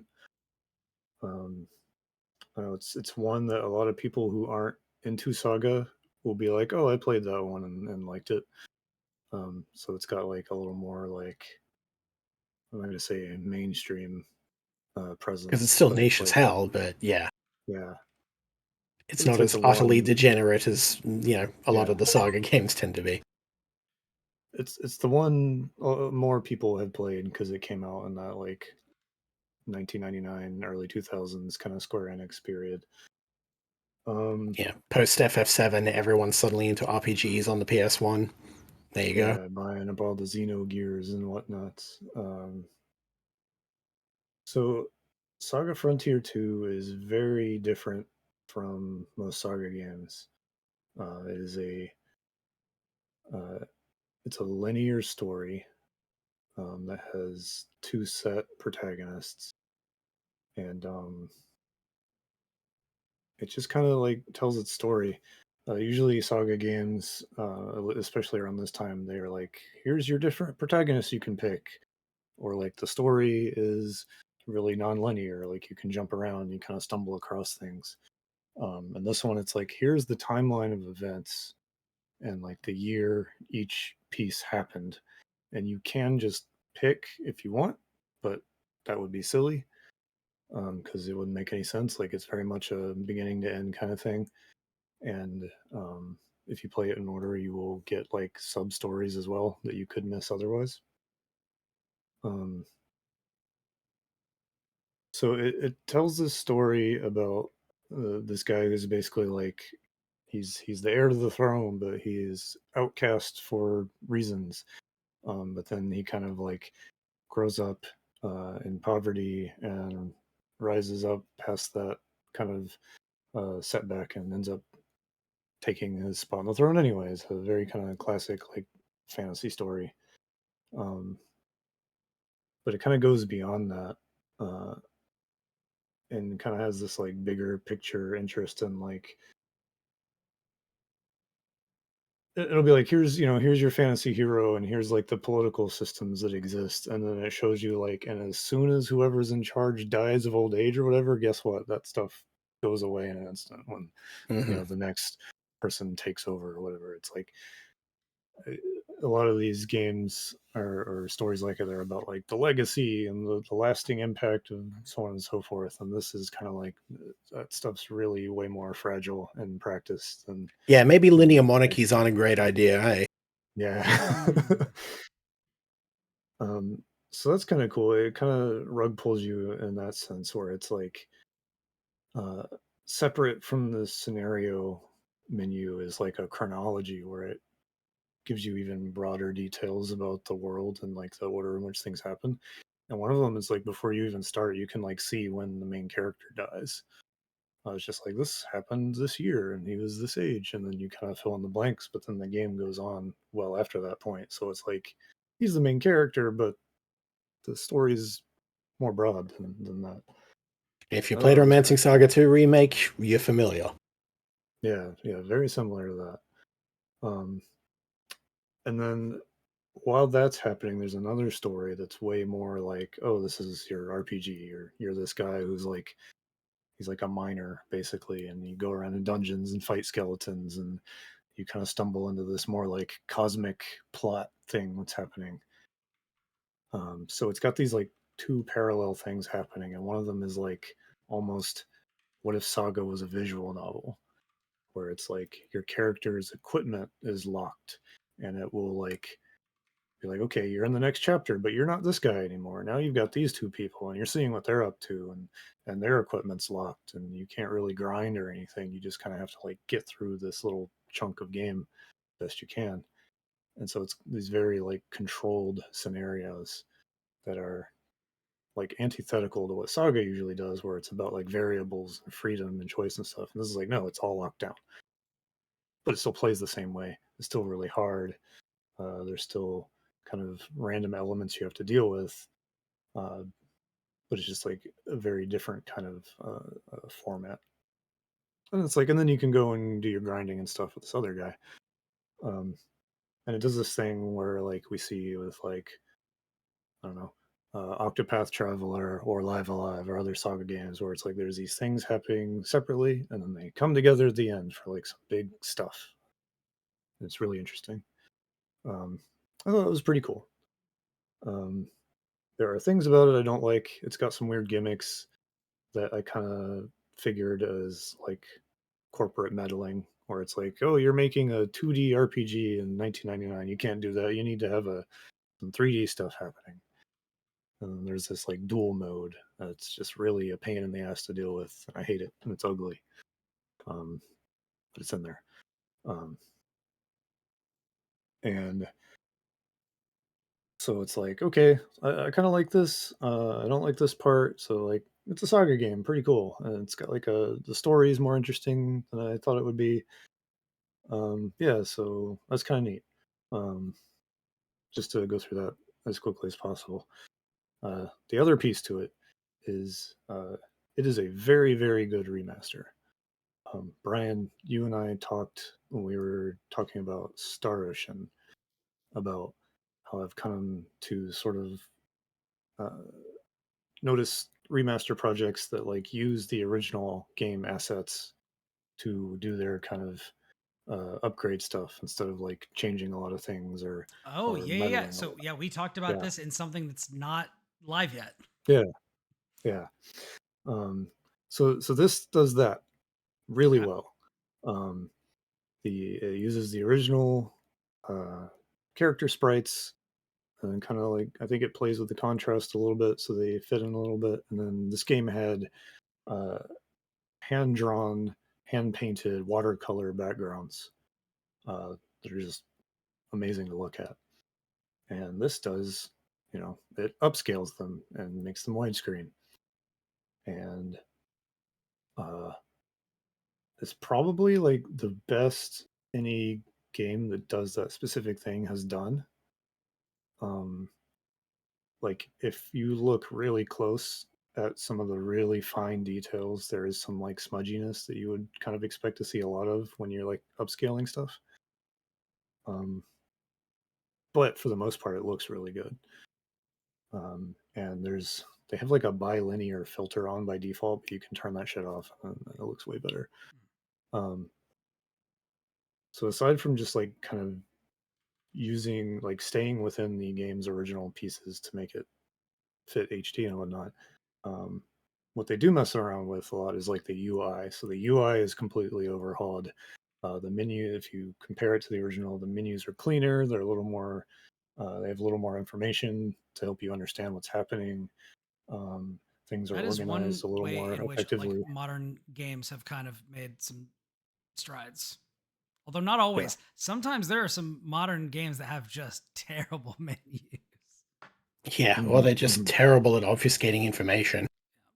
Yeah, yeah. Or they have some other like things are arranged oddly or whatever.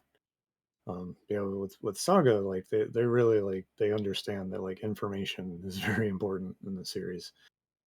So they do a really good job, uh, basically like retooling how things are presented to you, just in menus, and it's just a really great, smooth experience.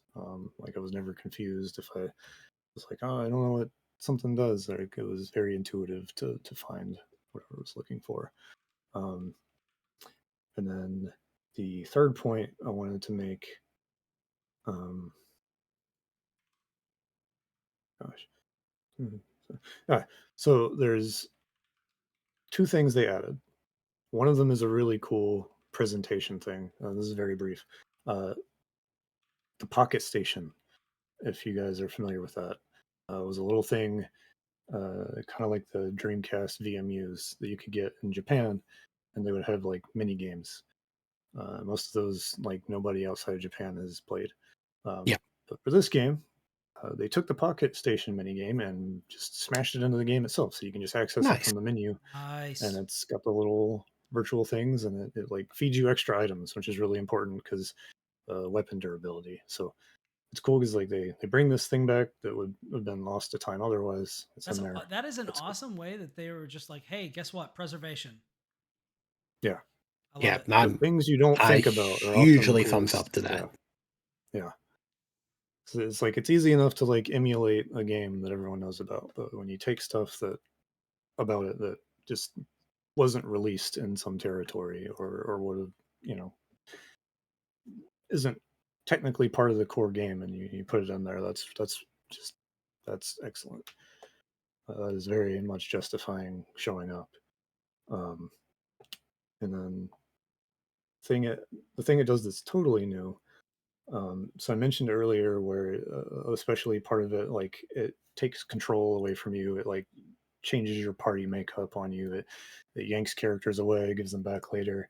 Even in the more traditional side of it, it's very much like Saga is a game sometimes in the older ones where you can accidentally soft lock yourself or get yourself into a corner uh, where it's just like too hard to progress. In this game, you can make it impossible to progress because sometimes the game would be like, I'm gonna drop you in this dungeon and you can't leave it, so you can't go heal, and you're a new character and you're underleveled and you got crappy equipment.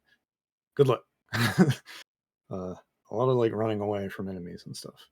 Um, and then if there's occasions where if you don't like move your inventory around effectively or something where you can just completely get caught with your pants down and just like I hope you saved, otherwise you're stuck. Um, this has a thing called parameter inheritance, where every time you have a character, it adds it to the list. And as you play with these characters, because it's Saga, they gain attribute points just by participating in combat and stuff. It's kind of the usual like Final Fantasy II stuff. Um, so in this, you can link characters together, and it will send whatever additional stat gains that character got to the person you link it to. So it's like, surprise, here's a new character. Good luck. You can be like, oh, well, I'll just link it to the guy I've had for most of the game and all his stats. Maybe they both use swords or something. So all the sword levels that guy gained, I can use in this new guy and kind of push through the nasty part that would have been really awful to deal with otherwise.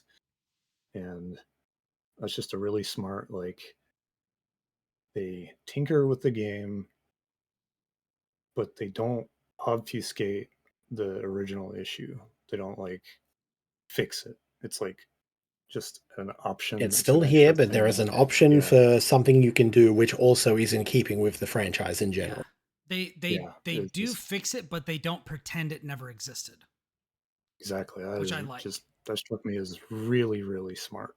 And also that is in keeping with like the Japanese philosophy. What's the one where like when you break a pot, you use like gold stuff to seal it back together, so that like you don't try to. You can still see the crack, Yeah, even though Yeah. it's back together. Yeah, it's just like this has been made whole, and there's Mhm. that's good. There's nothing wrong with the fact that this was at one point broken. Yeah, Embracing the flaws within something, but still making the thing work again. There's something very, very beautiful and gracious about that approach that really resonates with me. going back to Citizen Sleeper 2, it's kind of that deal. So Yeah. Yeah, I've noticed Square Enix really has, even though they make some weird decisions sometimes, they seem to really respect like original works when they go back to them.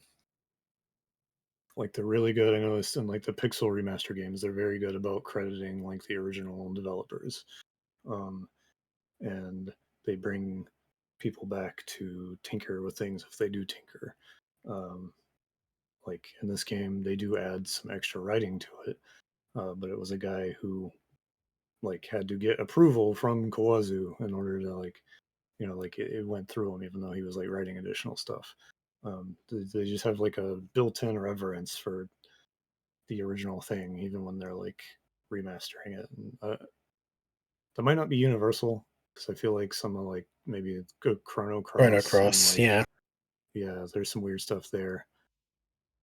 I'm sorry, But what? it feels like a Somebody's bigger mentioned trend. Chrono Cross, so that brought me out of my reverie of looking up the name of that. Your reverie thing. under the moonlight. My reverie under the moonlight. Yeah. Me looking up that philosophy and process of repairing with gold, which is called kintsugi. Kintsugi. I've heard of that, yes. No, we were just Chrono Cross commenting. had Radical Dreamers in it, so even then they were like, Yeah. Which Yeah. I like. But the overall remaster itself is just like, just emulate that shit, bro. Yeah. So there's like warts and stuff, and it probably depends on like the teams and who's involved. Wart But from Mario Brothers 2? That's crazy. yeah, exactly. That's it, Frog exactly. blows bubbles, and then the games come out of the bubbles. It's weird. Then you find out you've been dreaming the whole time. Radically dreaming. Oh. Full Oh my God. circle. Full circle. Jesus Christ. Yeah, it's maybe not my favorite Saga game, but it's pretty good. But as a remaster, I think it's one of the best examples of like just the way to do it without trotting over the original. Um, you know, uh, like justifying it being there, finding things to preserve that you wouldn't get just from plugging your game into an emulator. Like just really, it's just like a great package that is both respectful and additive in a very productive way, I guess. Respectful Very good and stuff, man. additive. Yeah, I The really platformer hope. story. Hell yeah. There's like one Saga game left that they haven't re-released, and it's the one everyone hates. Do you think they can Unlimited. do it? You think they I can stick the landing? they may as well. Like they have put everything else out possible, unless they want to get really weird. I don't Is know if what's they wrong can with this like fixable justify from that. a mechanical standpoint, or is it like the story, or what is it? So I guess I the haven't question I'm played it. asking is, can they like adequately and accurately preserve this last game and somehow make it something people will not hate? So one thing I'm really curious about, because it's a game that a lot of people hated because it's weird, and you saw that a lot with PS2 games, right? Like Breath of Fire Yeah. 5 had a similar Oh, yeah. storyline. So I'm wondering, like, how much of that will land with an audience that is just more savvy and more receptive to stuff like that, like That's true. There to is a begin with. lot more weird stuff out now. Yeah, Was it just a case of, I guess you guys aren't ready for that yet, but your But kids your are going to kids are love gonna it? love it. yeah, like maybe that, combined with like a little of like the parameter stuff. Like maybe they just kind of like staple some things on top of it to make whatever the really weird stuff was like make more sense or something. Like I don't. I know very little about it just because I haven't gotten around to that one yet either. Yeah, that's not one I played either. It was, Yeah, I think it was available here. So yeah. But apparently, it is really, really weird. Just in terms of like how it does, just its whole gameplay structure. even by Saga standards, you know it's wild. So it's definitely one people are kind of like, are they gonna do it? It's the last one. They've done all the other ones, but this has me hopeful that like they'll do it and they'll do it in a way that like is interesting and doesn't try to like smooth over the rough edges. Kintsugi it. Preservation, yeah, includes, yeah. Preservation does not always include the nice things. Yeah. But they're still there, and you can still experience them if you want, which you should be able to do for art and creative projects in general. Yeah.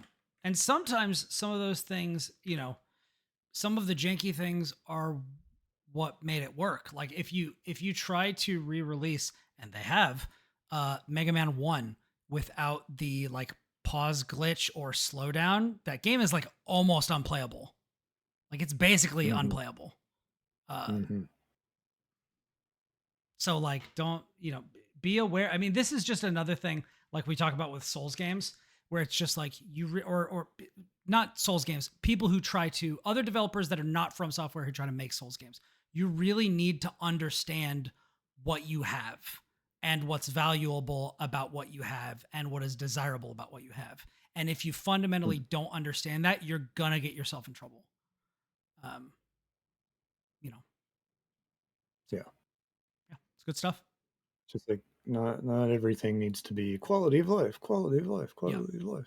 Like you can have weird stuff and yeah.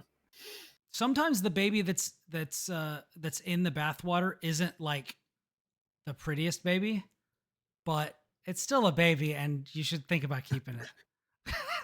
Yeah. It's probably, a cool baby for other reasons that you Yeah, haven't thought about yet. maybe this baby is really good at UI design. I mean, you don't know. He might not be much to look at, but he could. But he's gonna grow up and make the metaphor UI. You know, and it's just like, come on, There you like go. we can't be without this. This baby's important. Breaking That news. speaking of metaphors, that's a fucking metaphor that got out of hand. Breaking news. Brian Barnett, the host of the Platformers, bravely calls babies ugly, but still important. Advocates for not massacring babies in bars. Yeah. Advocates for also saving ugly babies that are not beautiful. Brave man. Or no, this is, you know what this is? This is the Onion thing. The worst person you know has made a good point. Heartbreaking. Yeah. Oh my god. Ridiculous. But I mean, if the ridiculous shit that I say isn't why you tune in to this show, like, I mean, why are you here? We appreciate it nonetheless, but seriously, why? Yeah, why? I'm glad you're here. I just don't understand it. All right. You're just waiting for us to say the most unhinged shit. It's true. That's true. And I love it. God, it makes me so happy. And it's not just because that I potentially have ammo for what I'm going to make the title of the show that week. But anyways, let's so Kris, which should we do first and which should we do as a fast follow? Shall we do Rivals 2.0 or shall we do RE4? Do Rivals 2.0 because we can talk more about that. Okay. RE4 I can fast forward out. So yeah. All right. So Marvel Rivals season 2 is about to come out. And I have access to it already. And there's like very little in terms of embargoes and shit. They're just letting people hands on with that. Yep. So they're just letting people run wild. So I have access to the kind of press build of the game.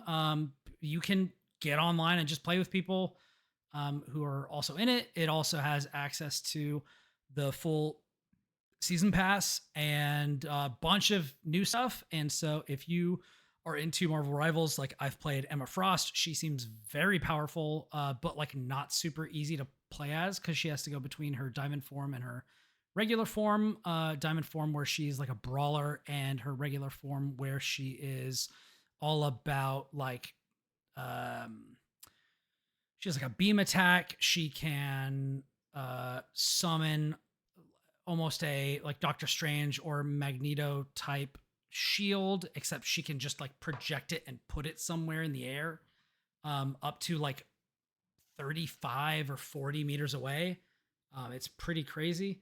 And she's got combos. She can do like, she has like a command grab that can side switch people, and then she can like kick them across the way. If you knock people into walls, they take extra damage. You can suck part of their soul out and deal damage to that and them at the same time because the beam like penetrates through it and deal like double damage to them. So she's got like a mini Eye of Agamotto that has like a very low cooldown. So it's really like she's very, very strong.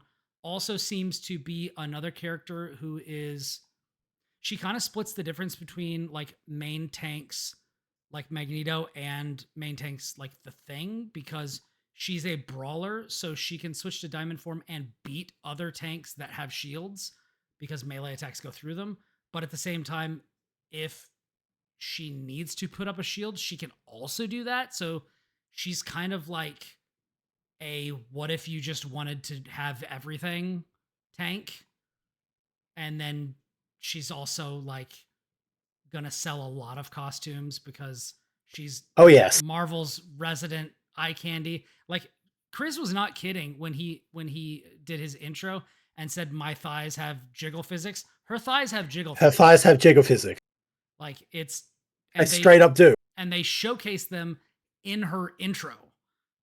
Like as you click on her as a character, like she just like whips her like hips around, and yeah, she's jiggling and jaggling all over the place. And yeah, it's. I haven't seen a costume that I love for her yet, but I do like Emma Frost as a character. I'm a X-Men sicko, and she is like a long-standing character in the X-Men universe. So adding more X-Men to Marvel Rivals is a like double thumbs up from me. Like I don't care who it is. If you don't like her, Ultron's next. Yeah, Ultron's next. I'm super amped about that as one of the like 5 people who actually kind of enjoyed that movie. I enjoyed Ultron. I didn't care for the movie that much. Yeah. Yeah. I mean, he was chewing that scenery all the time. Absolutely. Like David Spader, like really, or James Spader? Anyways, whoever it was, Mr. Spader, tear down this wall. Good job on that acting. Whoever they have doing this one is also doing a bang up job. And I'm excited about him because Ultron is going to be a strategist, which is real weird. And I've seen like potential leaks of his abilities, but we won't get into that. Yeah. But yeah, they're out there if you want to look them up. Yeah, but man, Rival Season 2 is looking real good. They have all kinds of they've added like weekly quests. They've added like more opt-in stuff. There's a free Mantis costume you can get by doing like some tic-tac-toe almost, or like Connect 4 style quests. It's really interesting what they're doing with this game. This continues to be far and away, I think, the best free-to-play game out there for what it is.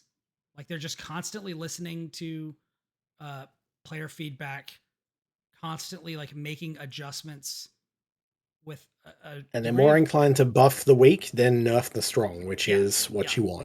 Yeah, they're making like interesting character changes instead of just like make number go up. Like they changed something with Mantis where they just let her like stack some of her stuff, which has some kind of interesting implications. They've done like some weird tweaks with like Moon Knight and other characters. Like they are thinking about this in a very interesting way that I think bodes well for the future of the game.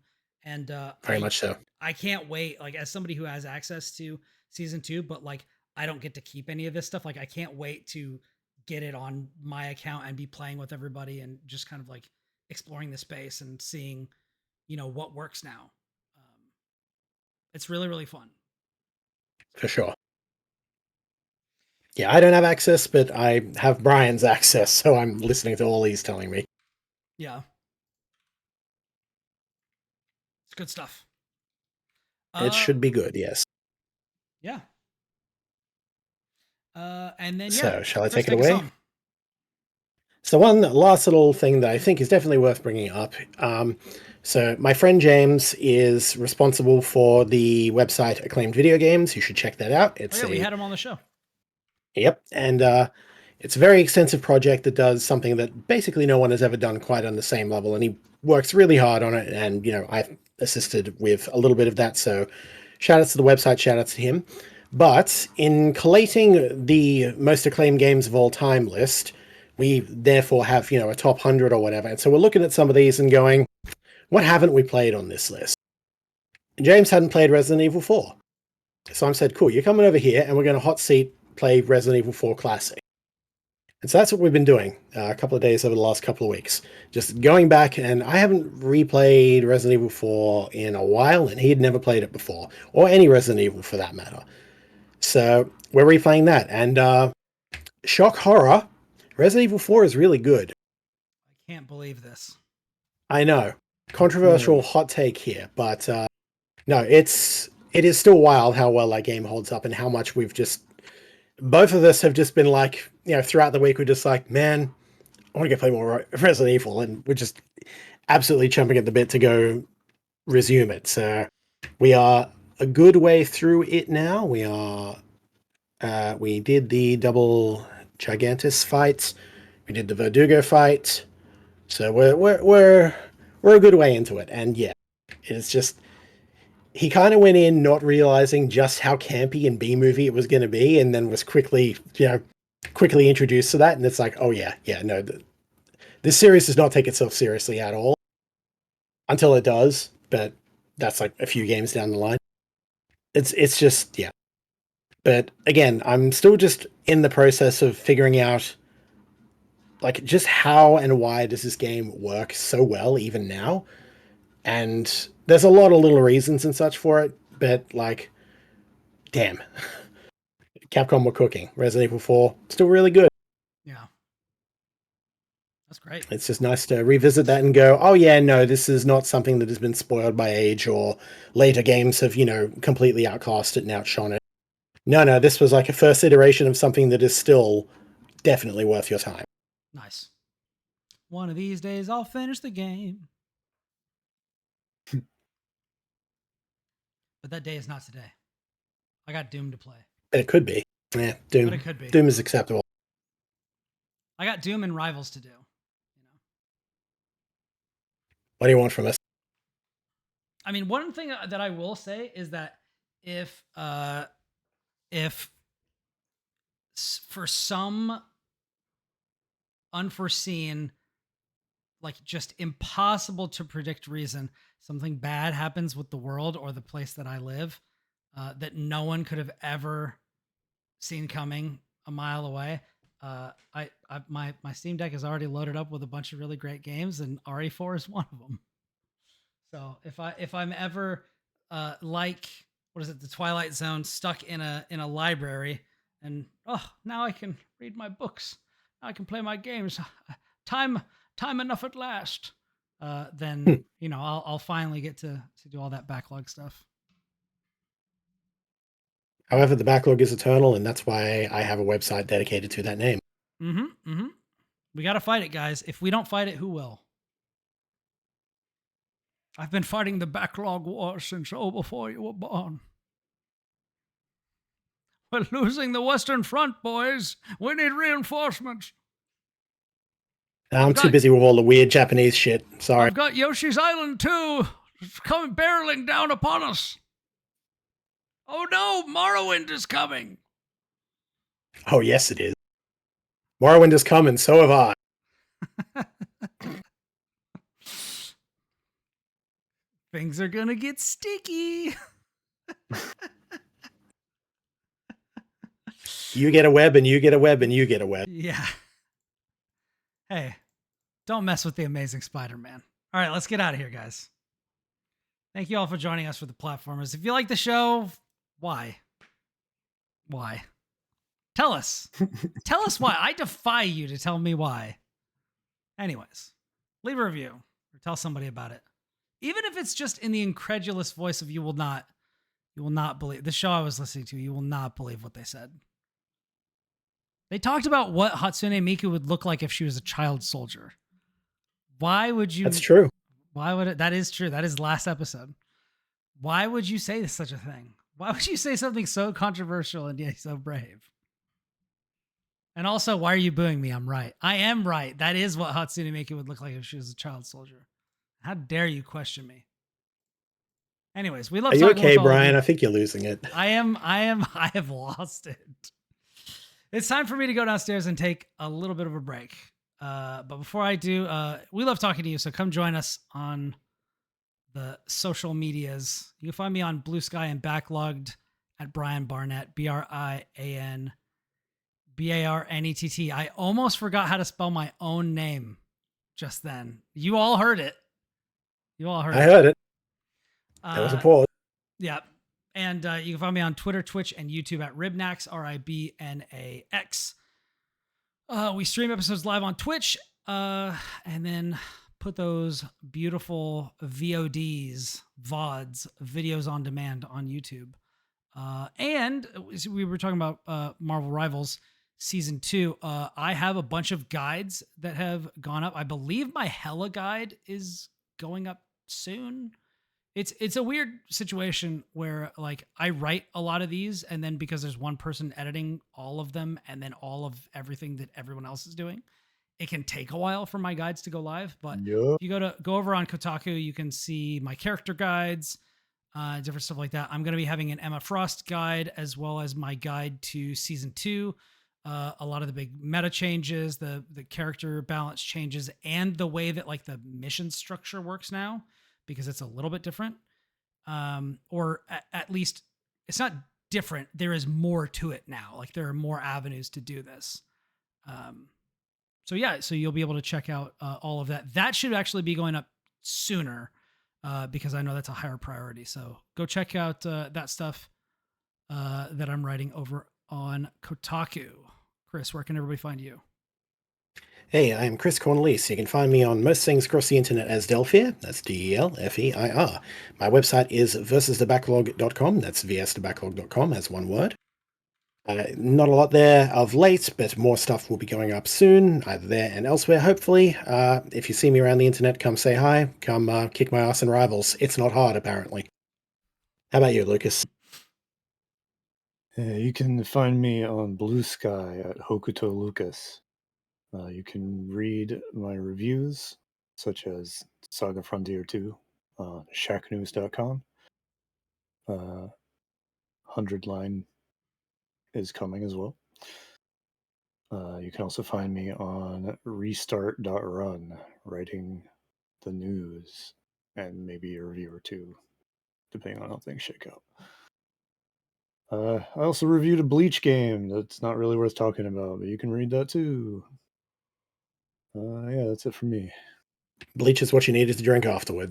Wasn't that bad. Sorry. I understood that reference. You should. Me too. It's one of the better anime intros of all time. Anyways, from everybody here at the Platformers, we hope you have a wonderful week. Stay safe out there. Because until next time, we are out. Peace. Of our minds.